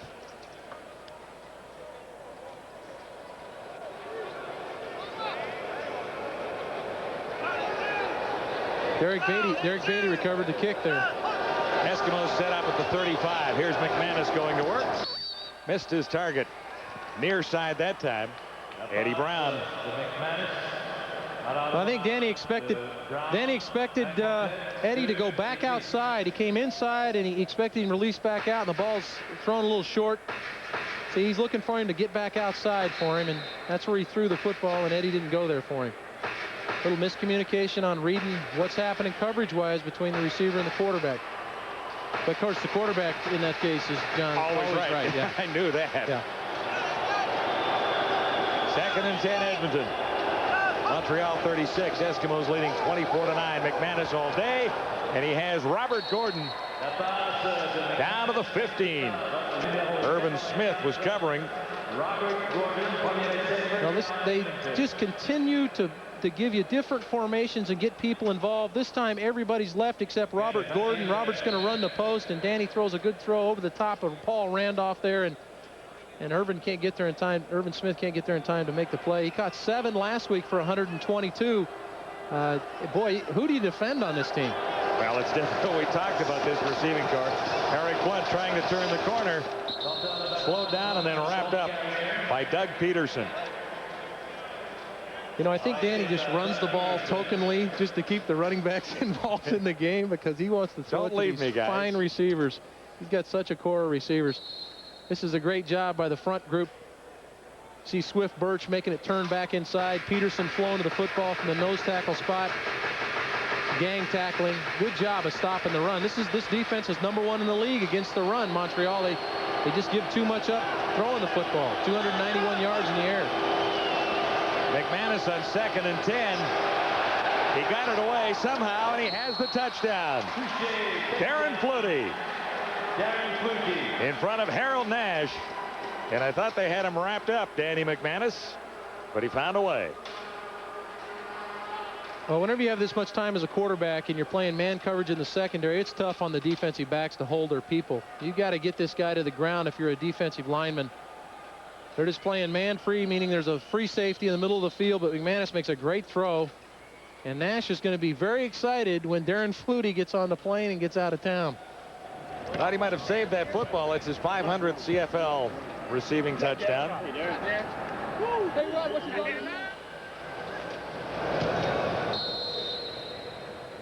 Le converti a réussi par Happy birthday, Rodson. Happy birthday. It's a 500 receptions in the CFL. Rory, too tall. He's about that tall in the 3rd grade. 500 touchdowns would be a little much, wouldn't it? David Archie, that picture's for you too, David Archie. Tommy Henry in there. Here, let's see if we can find Darren Flutie. Darren Flutie's going to line up in the backfield. There's Darren right there. Now watch what Darren does. He's just going to slip through man coverage and head to the far side of the field. Nash is playing inside technique, just lets him, or outside technique, just lets him run across the field. And again, McManus had a lot of time. And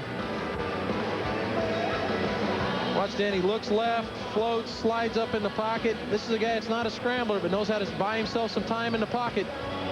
Swift Birch was there just a little too late. 51 career touchdowns now for Darren Flutie. Got one from a running back tonight. Well, you can always bank on the fact that if Danny gets in trouble, that's the guy he's going to look for. Those two guys have a chemistry that you don't find too often. And those are fun ones. I've had a few receivers in my day, but Darren Flutie's one of the best that's ever played in this league. Short kick, and Montana just lets it dribble out in front of him. More penalty markers down. It started so well for Dave Ritchie, didn't it? 3 straight wins. Yeah, it really did. They've fallen on hard times, and it's been Edmonton's fault both times here. But I mean, this game is far from over. We got a lot of time to play here, and Tracy's a tremendous competitor. Tracy Ham and illegal kickoff. That's good. Edmonton number 11. Penalty is declined. First down. Dave Ritchie's always got some tricks up his sleeve on defense. I know they haven't played to his level of expectation, but this number 8 right here that's going to take control of the football can get some things done.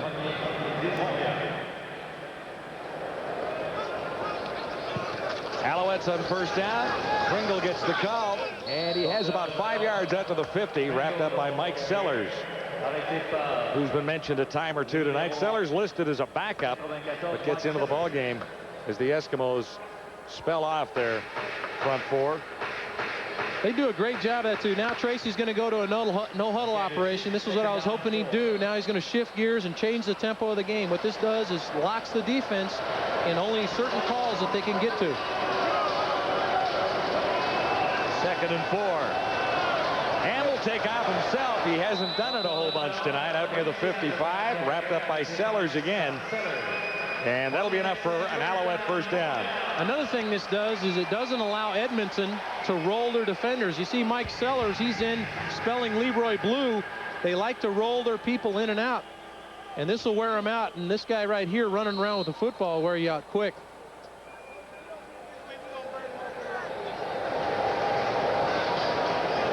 First down.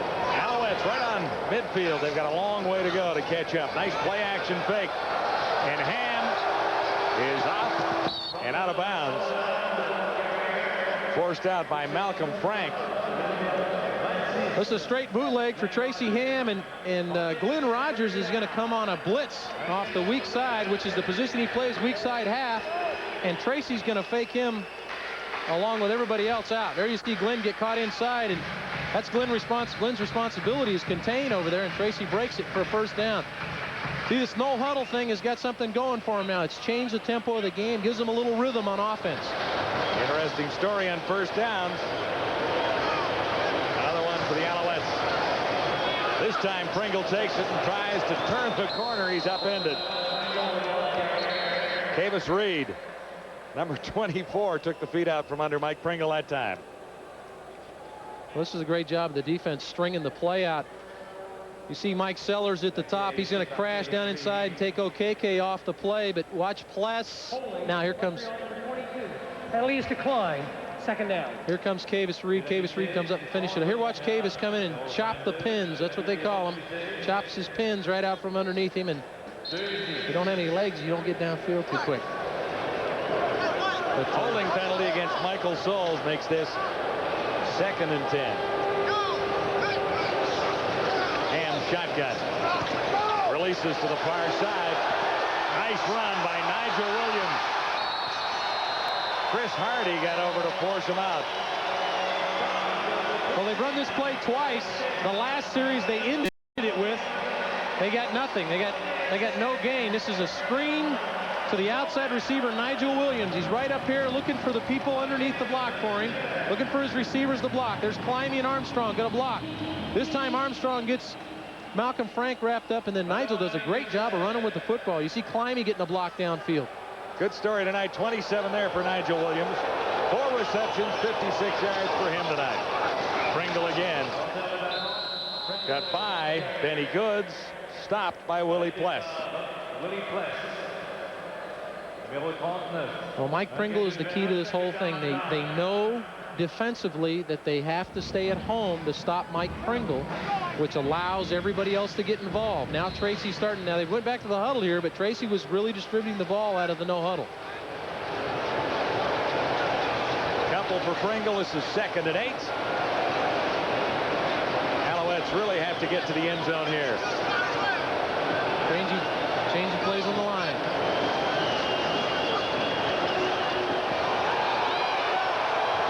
Got it away and gets the touchdown. Dennis Montana. What a spectacular offensive play here by Tracy Ham. Total athletic play. Changed the play at the line of scrimmage because he saw man across the board. Bump and run coverage. Wanted to get a throw to the strong side of the field. Nothing there, so Ham uses his athletic ability, which he's done now throughout his career. Watch Tracy look to the wide side of the field here. He wanted something out there, nothing there, nothing. Now he's going to float. Now watch this play. Montana actually caught it twice, making sure down there. Baker adds the extra point. There's a little life in the Montreal Alouettes. Tracy Ham made it happen. Back up, wide receiver Dennis Montana finds the end zone. A little life in the Alouettes after all. Tracy Ham engineered the touchdown drive. Dennis Montana got to the end zone for his second CFL touchdown. First of this season. He had one in the playoffs against Hamilton last year. Now he gets to run down on a kickoff and cover a kickoff. Always contributing. Baker is under it. Big is Henry Williams beginning about the 15. Well covered. That's John Kalin leading the Alouette tacklers. One more look at a big play for Montreal. Well, Ham's just looking. We saw you look at strong side, and then Montana didn't really know where to block for Tracy or release and catch the ball, and he made the right decision. Making sure he had the football here. Watch the catch. Oh. Big pressure from Malvin Hunter, but that's the thing. Those are the things Tracy makes happen. He and maybe Flutie and Damon Allen, the only guys that do those kind of things. Eskimos will try and respond beginning at the 25. Couple of yards on the run for Eric Blunt. Here's Michael Whalen. Well, John, if you might have looked at the Alouette bench, you see that Chris Wright is on the sidelines. He dropped 2 key passes. One of those hitch passes that Trevor Williams made a good gain on in that last drive, and that opened the door for Denny Montana. That's how he got into the game, and the local boy from Concordia University did all right. Certainly did. Born in St. Jean, Quebec, into his second year in the CFL. This is second down Edmonton. Eddie Brown, big catch out at the 50-yard line. Douglas Kraft was covering. That's a great throw by McManus. He checks to see if the weak side halfback is going to get enough depth to take that throw away. He doesn't. Kraft playing off and outside. McManus sticks it on Eddie Brown. 5 for 63, 23 on that previous play for Eddie Brown. Over 1,300 yards, 7 touchdowns, and all-Canadian status for Brown in 1996. Whoa! Tony Burrs couldn't hang on. Turn to run. Yeah, that's something you don't see from Tony either. He's a good pass receiver, and he likes to catch the football. He's going to come out of the backfield right there to the right of your screen, slip into flat. Good throw. Tony just couldn't hang on. Bad news continues for the Alouettes. Mark Dixon just got back into the lineup after missing 3 games. He's going to be out at least 4 weeks with a knee problem.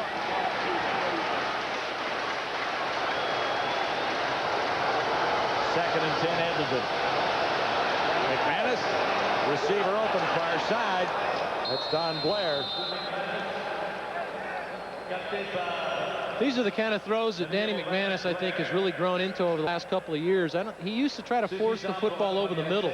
But now Danny sees zone. He's finding where the soft corner is, the corner that's off. And here he sticks it way out wide.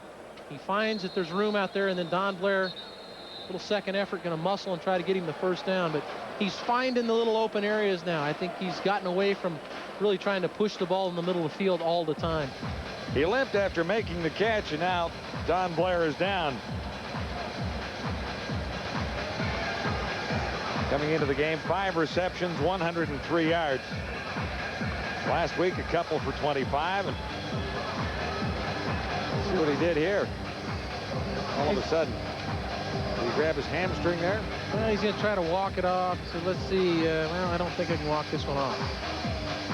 Little thigh bruise, probably a little shot in the thigh. Looks like they're rubbing the hamstring a little bit. Game 1 of a Thursday night doubleheader. Following this, Toronto and British Columbia. Lancaster had a great second half, or second quarter, I should say, in his Eskimos. Who do you like in this one?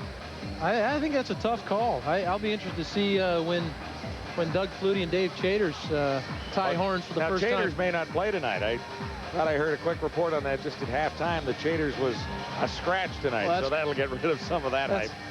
That's going to kill him. And tomorrow night, it's Friday Night Football live from the stadium in Winnipeg. Blue Bombers and the Tiger Cats. Don Southern still under terrific pressure for the Tiger Cats' slow start, and it doesn't get any better for Southern. He doesn't have his #1 quarterback, Anthony Calvillo, in the lineup tomorrow night. Yeah, Sudsy's going to have to play the young guy, and I think the young guy's made some strides. Mike Colley, I thought he did a great job in Toronto last week when he got a chance to play. Punched in made his first touchdown throw, and he's getting better. I think he's got a chance to be a better player in this league. Selbert moves in for Don Blair. This is Robert Gordon, a bit of an end around. You might as well go down, Robert. You're surrounded. Well, what he should have done was pitch the ball to Tony Burst, because Tony was a spectator on the play. He decided not to block anybody. They had a little reverse on to Robert Gordon, and good upfield pressure by Swift Burst. But watch Tony. Hey, Tony, go get somebody. Tony ended up being a spectator there, didn't hit anybody, and subsequently Robert snowed under.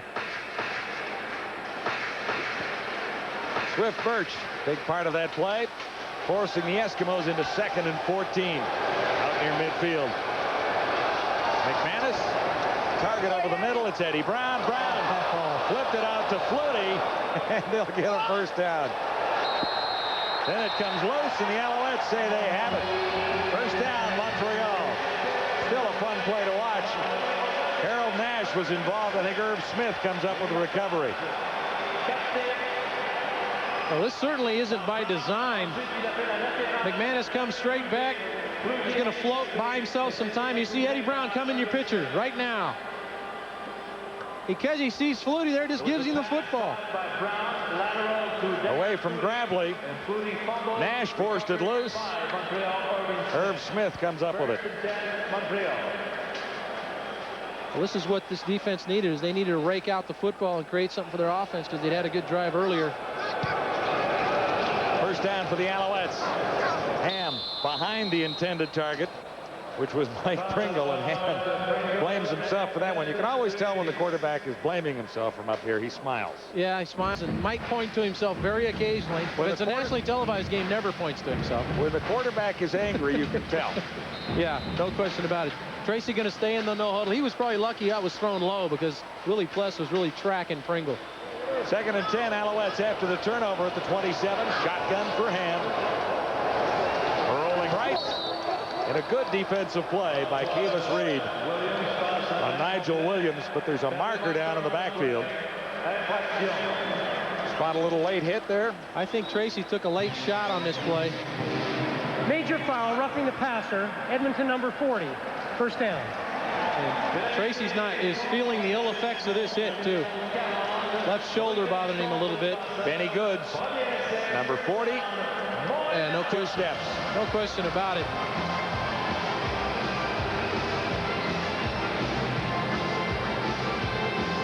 Tracy was sprawled out there. You got to protect the quarterback in that situation.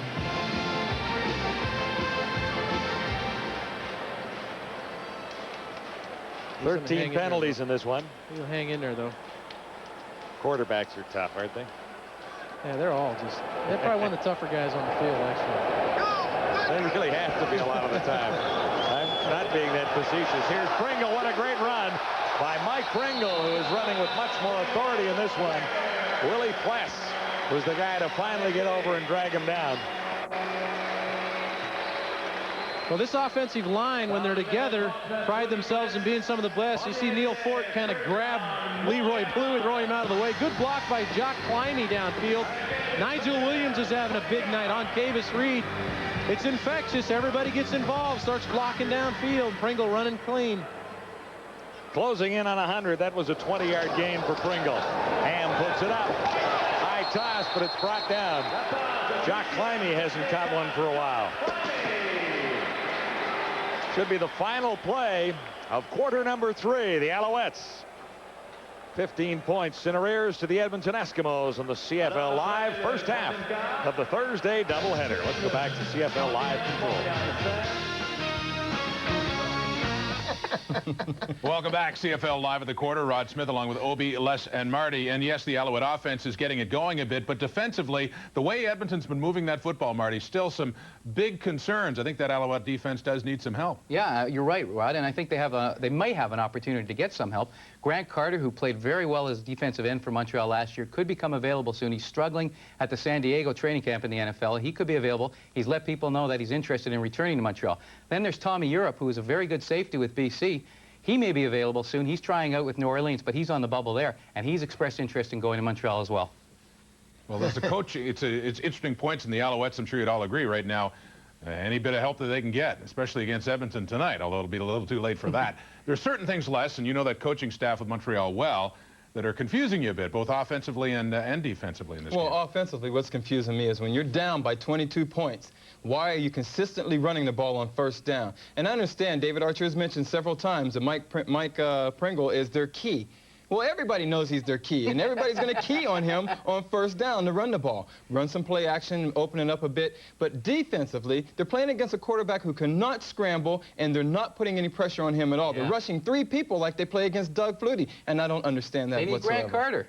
Well, the only thing that's going to help Montreal right now is if Edmonton happens to fold it up in the fourth quarter, and they've played so well up to this point. I think this is time for Marty to make his prediction. Yeah, right. Really. Come on, Marty. This is my nightly third-quarter comeback prediction. Okay, I'll say it. Montreal comes back. It's what the heck. You've asked me to say it, I'll say it. No sweat off his back. Well, the concern may not be so much stopping Montreal, but stopping Edmonton. The Eskimos' offense looking awfully good, and 31-16 lead. Heading to the fourth quarter, we head back to the Big O now. And after 3 quarters, it's even just about everywhere when you look at the numbers, except on the scoreboard. 300 yards net for the Owls, 282 for the Eskimos. Time of possession is within about 30 seconds or so. And Ham has a fire into these Alouettes right now, but he's down by 15 points. Fourth quarter begins. 2nd and 4 Alouettes at the Eskimo 41.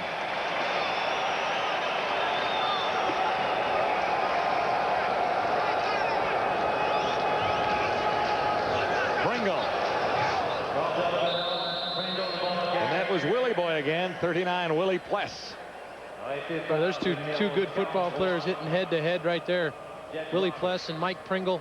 Ham changed the play at the line of scrimmage. It was a conversion situation, meaning 2nd and about 5 or 6 yards, needed the first down.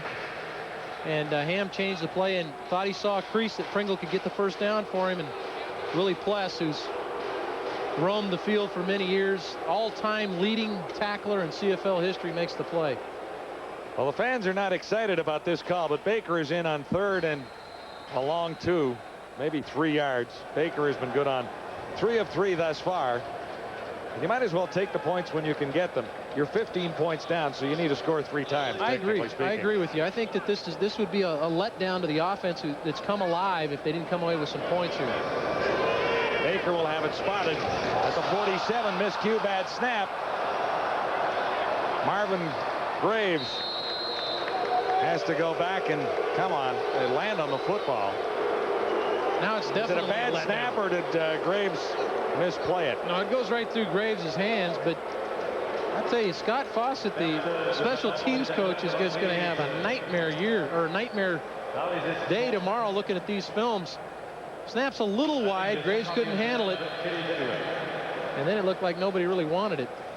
So it's still 15 points, the difference between the Eskimos and the Alouettes. Closer look. Well, maybe a little off. How much Graves could do with it.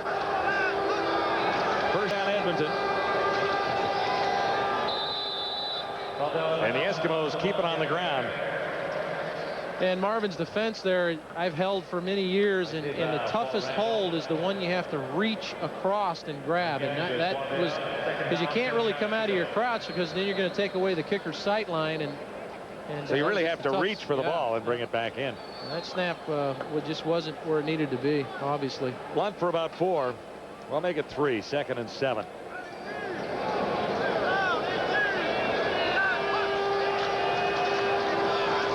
McManus got a little heat, and Eddie Brown goes up and makes a great catch in front of Douglas Kraft. I'll tell you what, Eddie's had one of those nights. that he's dropped a couple easy, or dropped one easy one, but he has made a couple of super grabs, and he climbs the ladder to catch this one. 23 yards for Eddie Brown right here. Eddie going to run the post versus man coverage. He had Flutie in the flat open, and a nice throw with it looked like Elfrid Payton in his face. That's what made the throw high, and Eddie bailed him out, climbed the ladder, and made the catch over Douglas Kraft. Kraft slightly shaken up, but stays in there. Eskimos now at the Alouettes 25, first down. Eric Blunt again, and the Eskimos would really like to take something away from that Montreal offense here and even come away with 3 points. This would be a... We got a little extracurricular. This happens in the defense when things start to deteriorate a little bit for you as you get a little bit rough under the collar. But really mixing things. Danny's mixing things really well. This will really take the air out of them. They punch this in, John. I agree with you. And even if they get 3, this will take a lot of wind from them. Eskimos staring at 2nd and 5. They're at the Alouette 20. McManus behind the target, and it's picked off. Grabbed by Torrey Hunter. Second interception of the ball game for McManus. So the Eskimos come up empty. 31-16. Edmonton on top of the Alouettes. 11:32 to go in the 4th. To World Bowl. Look who's playing quarterback at Olympic Stadium in Montreal. That's Malcolm Frank, who's now the corner for Edmonton, picks it off, and I felt responsible. Thought I needed to get down there and make that tackle. Things get better after that for David Archer. Yeah, we were able to score 14 points in the final 5 minutes of the game and win the ball game right here in Olympic Stadium. This was Eddie Brown right over the top of Glenn Rogers for the game winner. Sacramento Surge over the Orlando Thunder, 21-17. Now, what is this? Is that World Bowl heavy or something? You can't even lift it. That's about 50 pounds. You have to just go into off-season training just to actually be able to lift the trophy. That was a lot of fun. Celebrating here at Olympic Stadium. Boy, the guys back a year or 2 ago. The guys went into the archives for that one, didn't they? You were just a pup.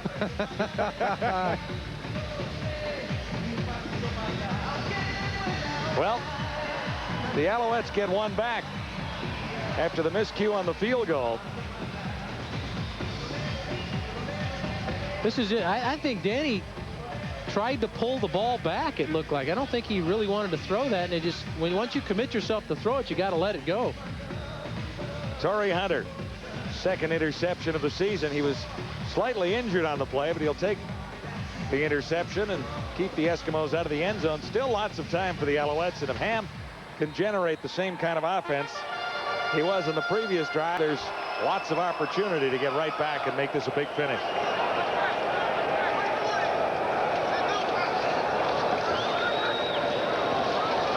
Ham has time and had a target. Chris Armstrong. Well, he finally didn't get one of those coverages it's hard to figure out. He got man coverage across the board, and Edmonton came after him with the linebackers, which they don't do very often. He had Chris Armstrong running across the field, and Tracy just didn't make a very good throw here. 0 for the night for Chris Armstrong, whose struggle continues, and now he's limping as he heads into his formation. 2nd and 10. Catch is made by Nigel Williams, but it wasn't easy.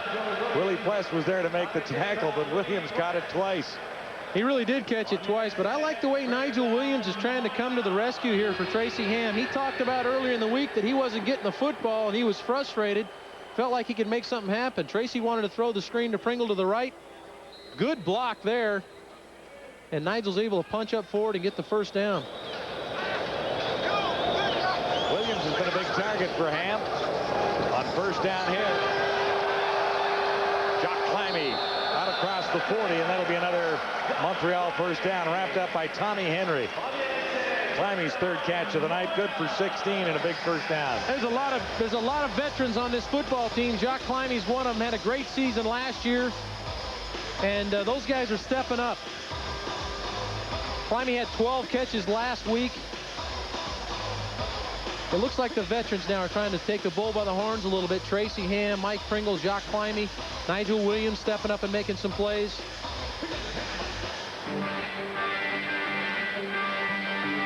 Jed Roberts, the latest Eskimo injured.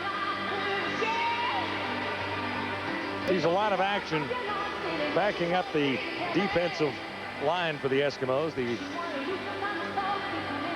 Edmonton front seven is really, or the Edmonton front four is really about a front six because they rotate some guys through. Greater Hartford golf coverage coming up and continuing tomorrow, 4 o'clock Eastern time.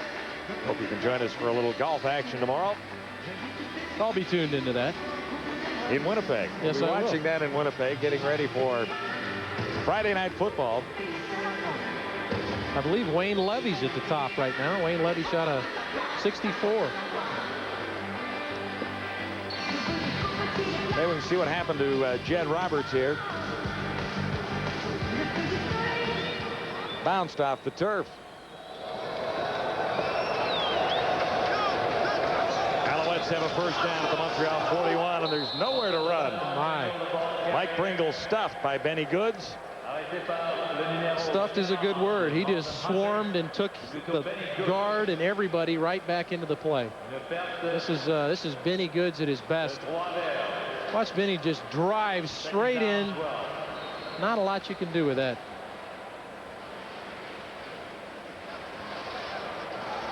Working on Ryan Coughlin there, who's a rookie out of McGill. 2nd and 14. Nigel Williams again, and a nice cut down tackle.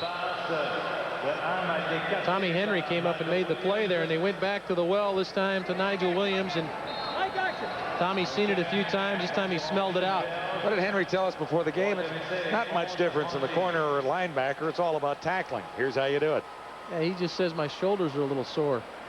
But missed block by the offensive line right there. Bruce Beaton came out to try to make the block to key that, to spring Nigel Williams, and that's tough. You got a big guy out there that weighs 290 pounds trying to block a 180-pound cornerback or linebacker in this situation. 9:08 to go in the final quarter. Baker high, fairly deep, as the Giz awaits at 25. Markers down, a couple in fact. Randolph, the tackle on Henry Williams near the 35, will sort out the penalties when we return to CFL Live.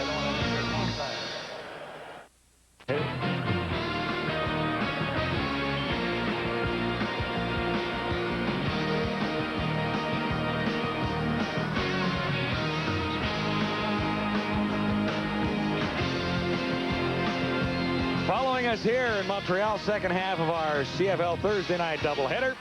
Argonauts and the BC Lions. Al Shipman will be in fine form. Number 2 in all-purpose yards for the BC Lions, and David Archer played a little football with him too. McManus tried to dump it out. I'm going to narrow down the guys that you didn't play with. You never played with Tracy Ham, right? I never played with Tracy Ham. And you never played with Danny McManus either. But a lot of guys around this league you've been involved with. Well, this is a screen pass, and the line just turns the defense loose way too early. That's usually a 3 count. The lineman will count 1,001, 1,002, 1,000, and then go. And obviously somebody has a little quicker count than somebody else because Peterson was whiffed. He's made an impact here tonight, been in on several big plays for the Montreal defense. Danny McManus looks at 2nd and 10 from the shotgun. Won't get it away. Loose ball. Is it a fumble? Looks like the Eskimos get it back. Chris Morris. That's a huge play by Chris Morris to prevent this from being recovered, but McManus, the time clock goes off in Danny's head because Swift Birch is coming to rip the head off. He just got down in time. Good play by Morris, you're right. Super play. Just beat Tom Hips to the football. He looks angry. Should be happy about coming up with a ball. The reason he was a lot worse. The reason he was able to recover that is because Swift just did the old up and over move and left him standing there in his dust, so he was in good position. Chris Wright will get it around midfield. Fleming at his 5. It's high. Good hang tag. Another marker down. 42-yard punt. Tommy Henry leading the Eskimo tacklers. Fleming hasn't been kicking the ball that deep, but he's been getting it high, and the Eskimos have been covering it well. Well, that's what Ron talked about. Ron talked about he really didn't worry too much about how far he was kicking it because he's kicking it so high. But he's also throwing it for first downs here, first half, to the rookie. That's a gutsy call. You throw to a rookie on 2nd and 24. And we found out that he did that on his own. That was a call on his own. But here he is flying down the field in the first half. Chris Wright inexcusably doesn't cover it. And Fleming is there. And watch the hustle. The ball actually, he doesn't actually get it the first time. Reaches out and makes the play. That was a big play. Alouettes are 1st and 10, beginning at the Montreal 42 after a penalty. Ham. At last. Armstrong makes the catch and a brilliant run afterwards. Davis Reed finally tracked him down, but it was a long time coming for Chris Armstrong. Well, this is all set up by play action. I've been talking about it. Les Brown talked about it at the end of the 3rd quarter. Play action to Mike Pringle. Everybody's keying him, and this has got to be a big confidence booster for Chris Armstrong. Watch the play action now to Mike Pringle. Mike Pringle's your running back right here. Going to get a play fake. Pulls the backers up. Now Armstrong finds that void, and Ham's on target. First catch of the night. Markers are down. Tracy Ham may get a free one. Got a good block there. Ham. They call it a catch down at the 4-yard line. Jock Climbey. But there are markers in the Eskimo secondary. 50 yards for Chris Armstrong on the previous play. Climbey does a heck of a job to stay in bounds here. Yeah, George Black's got laundry all over the field on this play.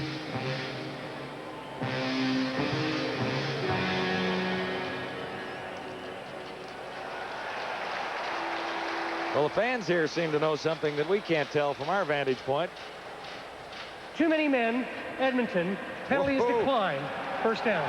Too many men at a time like this. Well, that'll tell you a little something about Tracy Ham. You put 13 or 14 guys on the field and you still can't track him down. But great yards. Yeah, great job by Jacques Climbey to come back to the ball and work the sideline. That's a drill you work on all the time and rarely get to use. Climbey did great there. Look where the Alouettes are. 1st and goal to go at the Eskimo 5. Ham smells blood. Can't find a receiver. Can't get it away. They rule it an incomplete pass, and more markers down. Back in the Eskimo secondary again. Penalty marker on the play.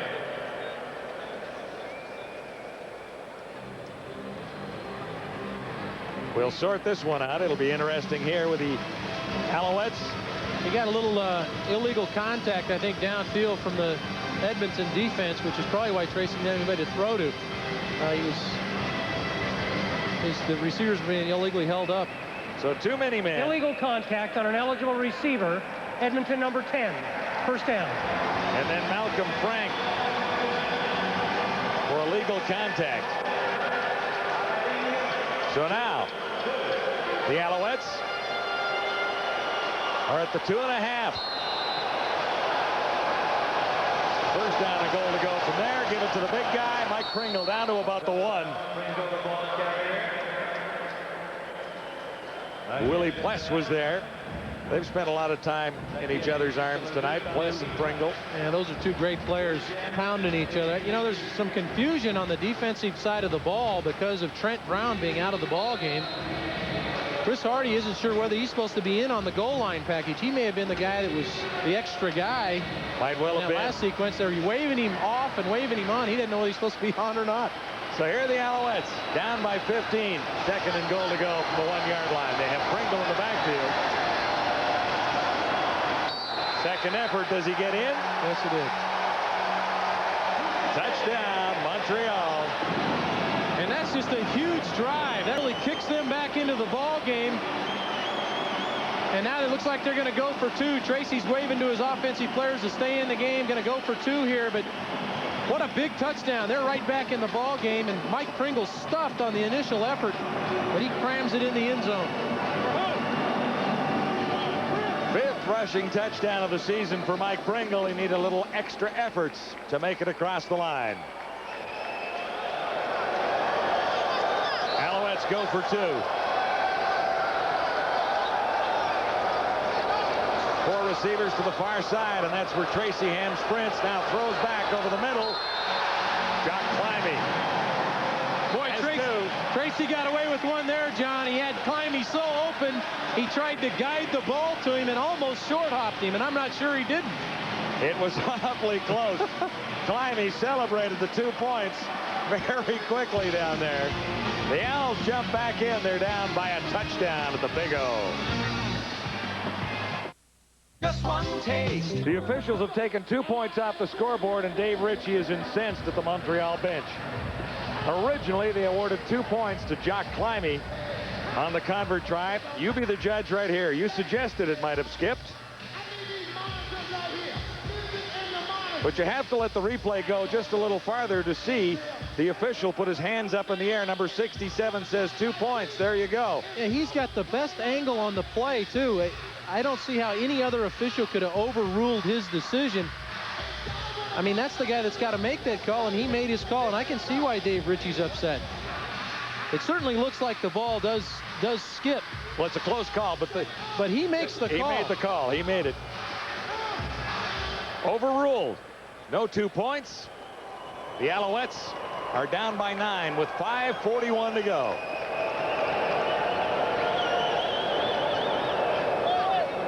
You think it skipped, huh? Yeah, I think it skipped. I thought it skipped. You've gotten very quiet on me all of a sudden here. I'm just checking with you. I'm just appalled that they allowed that to be overruled, but the guy that's supposed to make the call made the call.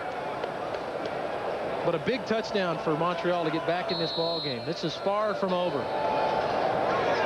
Down by 9, they have to score twice to get ahead of the Eskimos. Here's the Giz. Nice little run out to the 37. Stopped by Alan Wetmore. Solid special teams player. Mike Pringle over from 1.5 yards out. Watch Mike Power it. He stopped at the 2 and gets in. See you late. Well, that official in your picture there didn't make the call. The one behind the line made the call on that. Yeah. That was a great drive. Got him right back in the ball game. Mike punching it over from 1 yard on really 2nd and 3rd effort. But yeah, don't get me started on the officials. No, I won't. In fact, we talked to George Black before the game, and he's so happy I'm up here and not down on the field. He's beside himself. Were you a little chatterbox down there? You were just giving your opinion, I'm sure. Yes, just a mild-mannered opinion. Up to the Alouette defense to get it back in a hurry. First down, Edmonton. Don Blair the catch, wrapped up in a hurry. Herb Smith made a good defensive play. Gave him the catch and then limited the gain to about 3. And you're exactly right, John. This is a great play because he limits the gain to just 3 yards. This is supposed to be a 6-yard route, 3-step drop, about a 6-yard hitch route. Blair steps back to catch the ball, and then Smith is there to make the play. Now they're in 2nd and long. And that always makes it a little bit difficult for a quarterback facing a situation like this, and the Alouettes defense fired up a bit. McManus stumbled a little bit, might have fumbled the ball in the exchange. Might have fired that one away. Yeah, Danny was in trouble right from the jump. He almost dropped the snap, which kind of discombobulates you a little bit. You take your eyes off the coverage and look down to re-secure the ball, and things don't look the way they did when you looked the first time. A little pressure, too, and I think it was Doug Peterson who's been mentioned several times tonight. Look at 94 right through, and that caused more problems for McManus. Yeah, they've only rushed 3 people a lot tonight, and again, Les Brown alluded to this at the break, but those 3 have done a pretty good job. They put some pretty good pressure on when they've had the opportunity. John Fleming will kick it to Chris Wright. Again, you can't hit the roof in Olympic Stadium, but Fleming has put it up there. And Chris Wright had a tough time returning punts last week. Not much of a return there, just 46 yards. Mike Faraway leading the tacklers. You've spotted another bit of nylon on the turf, haven't you?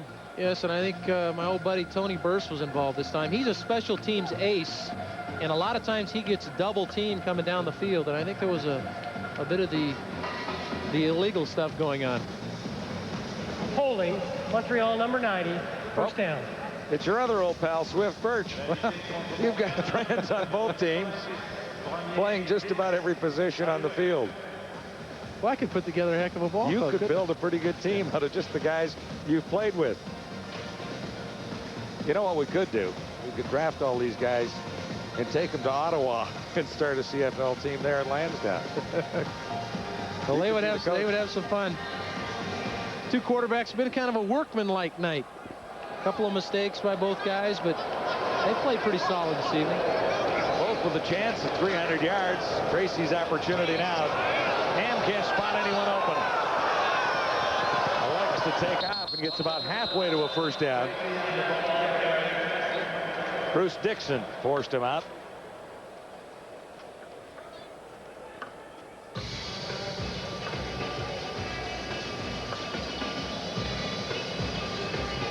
So which quarter is it? The fourth quarter. Edmonton has dominated.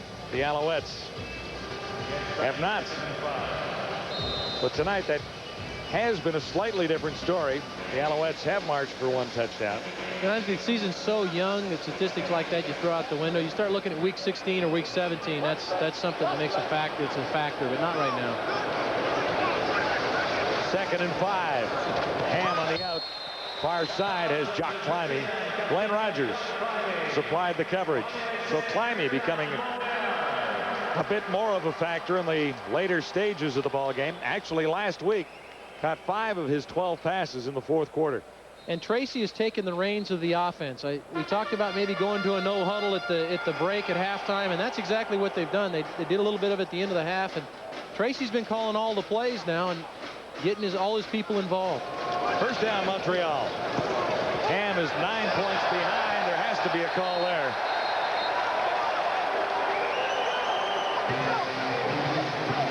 Coverage on Nigel Williams.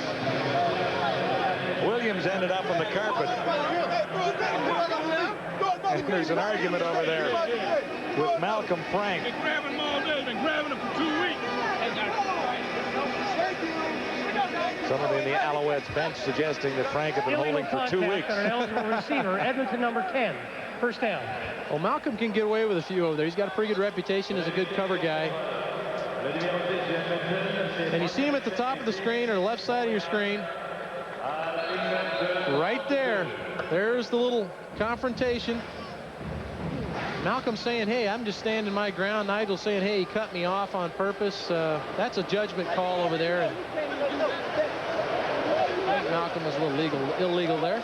3:02 to go, fourth quarter, first down, Montreal. Al's down by a little, intercepted here off the fingertips and right into the hands of Malcolm Frank, who gets even. Heads back to the Montreal bench to explain his situation. Yeah, that's the same place he picked me back in '92 when he was with the Orlando Thunder, but this is a huge interception. Montreal really had something. We got a flag on the field, and I think Malcolm went over and did a little John with Marvin Graves after the interception. But again, this ball's thrown a little high, but it's a ball that's got to be caught. Nigel's done a good job for him all night, but the 6'4" frame can't pull that one down. And that's what Edmonton does so well, is they stay in their zones and stay in their coverages and come up with those tip balls. Second interception in 2 weeks. 7th career for Malcolm Frank.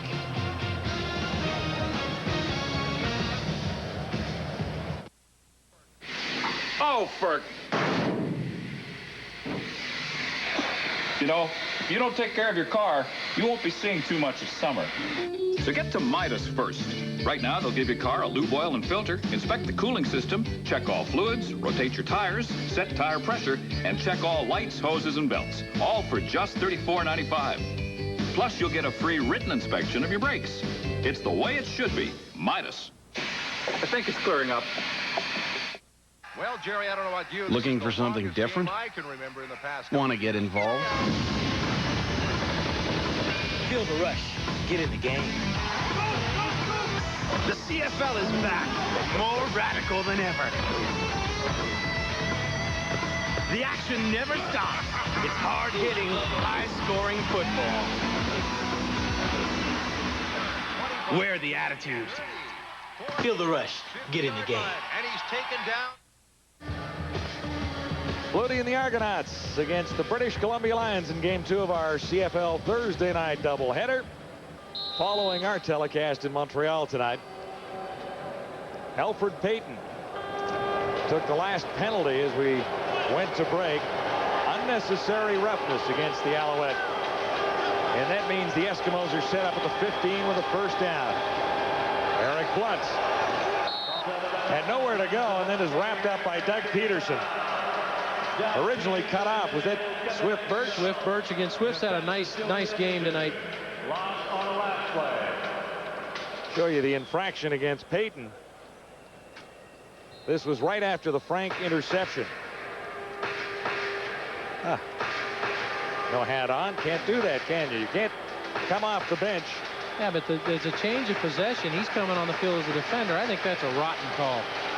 He's just pushing the guy away from the sideline because he's talking to his people on the bench. That's a bad call. McManus is down. Swift Birch once more.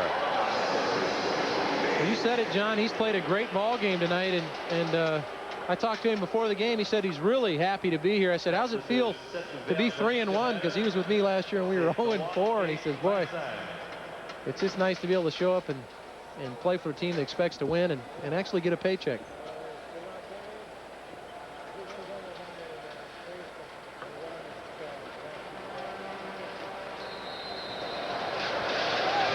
John Fleming with 2:09 to go. 1 for 1, hit from 40. Kemp will hold. Even 3 points here makes it pretty tough for the Alouettes to come back. Fleming is up, and he has it. 34-22. So that makes it 22 points. So 2 touchdowns and go for a 2-point conversion on 1. Big part of the Eskimo community, Danny McManus.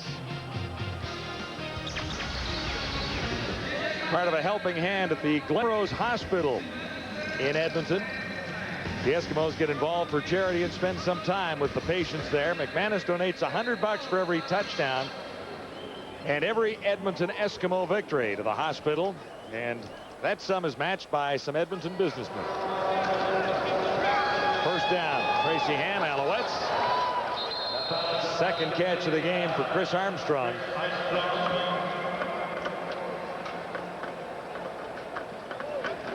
Yeah, he told you $100 for a touchdown pass and $100 for a victory. And I think more importantly, people need to understand what kind of guy Danny McManus is. He's a team leader, very quiet, very soft-spoken, takes a lot of hits for some of the throws he makes in games, but that's nice to see because there's a lot of guys in this league that get involved in their communities, and McManus is one of them.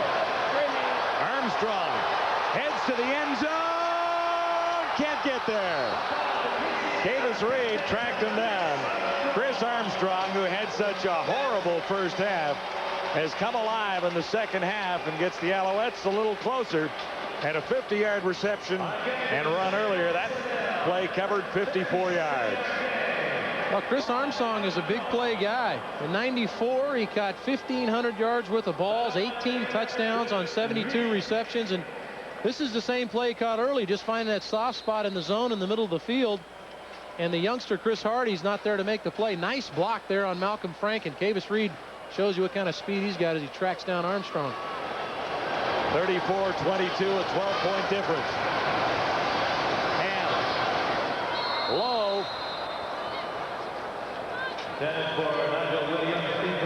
You know, Tracy's kicking himself a little bit, and I think he's a little disappointed with the route by Nigel Williams. I think there's some indecisiveness in some of these short routes. And Tracy's not able to squeeze the trigger on some of the throws, and I think that's what's making him throw the ball low a little bit. That should have been a completion for a touchdown, but I don't think he knew where Nigel was going to set down for him. A low toss by Tracy Ham. The quarterback is angry at himself. Second and goal to go for the 8. Great defensive play. Climbing the intended target. And Tommy Henry stepped in front, or at least got a hand on the ball. This is a guy that loves to play football, boy. Tommy Henry. Tommy's number 13. He's right there. Tommy's going to be playing Jacques Climbing. Playing inside like he's supposed to against man coverage. Now watch him break on the ball. Almost another INT. He's got one tonight already. That's part of the deal. Talking about these tweeners, the quickness of a guy like Tommy Henry to cover a receiver like Jacques Climbing. For a linebacker, or at least a prototype linebacker, does not have that kind of speed. Third crack at it for the Alouettes. 3rd and 8. 3rd and goal. Tracy Ham eludes one, throws, and one hopped it.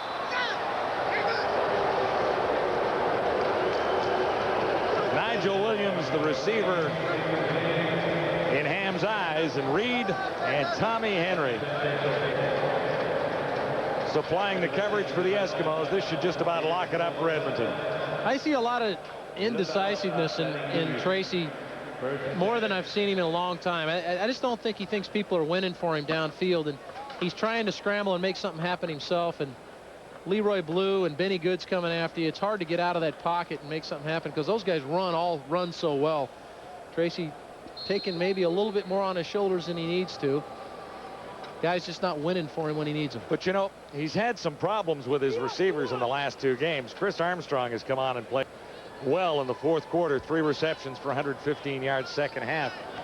But realistically, there were drop footballs here tonight that would have made a big difference to the Alouettes' hopes and their cause. Let's bring in Rod Smith with CFL Control. Well, John, once we're done in Montreal, we'll head west to Vancouver and BC Place. Mike Pinball Clemens and the Argonauts at 3-1, taking on the BC Lions, also at 3-1 in the Argos at this point, looking to win that game and take over sole possession of first in the East Division, assuming Montreal loses. I think we should head right back to the hotel, get a couple of cups of tea, and sit down and watch a little of that. Glenn and Gord out there getting ready to do that one. 2 3-1 teams. Eric Blunt tracked down from behind with 25 seconds on the clock. The Eskimos on the verge of going 4-1. They'll get set to play Saskatchewan next Thursday night. Alouettes have a tough test after this one against the Argonauts at Skydome next Thursday. We'll have that one for you on TSN. Well, they burned their timeout. Montreal burned their timeout, try to conserve some time, get one more shot, give Tracy one more opportunity to pop in here. They've actually had their opportunities here in the second half to punch a few in to close and maybe have a chance to win this ball game, but haven't been able to make the plays down in the scoring zone, and their special teams have really let them down tonight. Well, if Wright can take this all the way for the touchdown, then there is a glimmer of hope, but really not very much. 25 seconds on the clock. The Alouettes have to score twice to win this ball game. They're down by 12. Fleming will take some time off the clock, and maybe they can't give up 2 points at this stage without giving up the football, but he does get time off the clock. It's down to 12. There's a marker down. Fleming has done some interesting things tonight. Now, what they wanted to do was get the time off the clock, right? Because we know that Montreal has to score twice, and you can't score twice in 12 seconds, even in this league, can you? No, it's a situation where it's pretty much out of reach, but if you're going to do that, why don't you put in like Eddie Brown to do that? Well, because we've watched Sean Fleming throw passes tonight and recover recover fumbles. Let's put Gizmo Williams in the game. Let him do that. Take the time off the ticker. I guarantee you it'd be tough to. He just got through running off to 8 seconds. Giz might be able to take all of it. Edmonton number 13. Penalty is declined. Safety touch score. I guess they're afraid that they won't catch the football, but that's their job. They catch the football all the time. I've never. Well, still 10 points for the tie with 12 seconds on the clock. So they accomplished a little bit. They have to give the football away. Don't worry about it. They're taking the ball games always being in doubt, but John, you can bank on this one. This one's over. I think this one is over. 10 points in 12 seconds. I think it is impossible. Let's go. Offense, let's go. Well, they're taking the ball, so they're not going to chance a return here. So technically speaking, you could throw the bomb here, hit the end zone with 6 seconds on the clock, recover the onside kick, and go all the way for the touchdown, right? No. No? Well, Tracy's trying to get him to give him the ball down on their side of the field. He's trying to talk him into just about anything, but George has got it sorted out, and we've got 12 seconds left.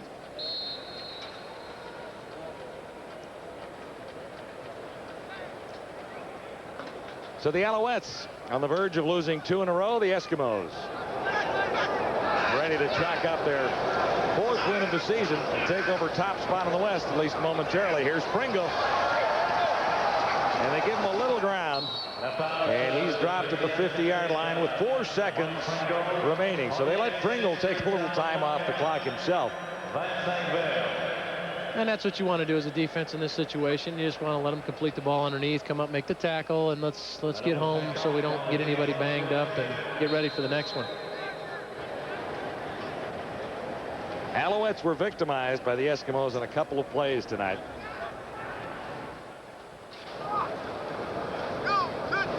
Should be the last play of the ball game. Pringle on the draw. He'll be over 100 yards against the Eskimos, but the run goes for naught as the Montreal Alouettes come up 12, or I should say come up short by 10 points.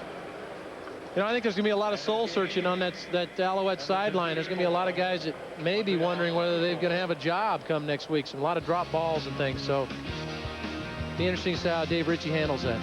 Alouettes are already thinking about the Argonauts next Thursday as they lose by 10 to the Eskimos on home turf. Play Safeway's all-new $1 million touchdown to win for your chance. All right, The CFL Live on TSN is brought to you by Advantage, providing solutions for business.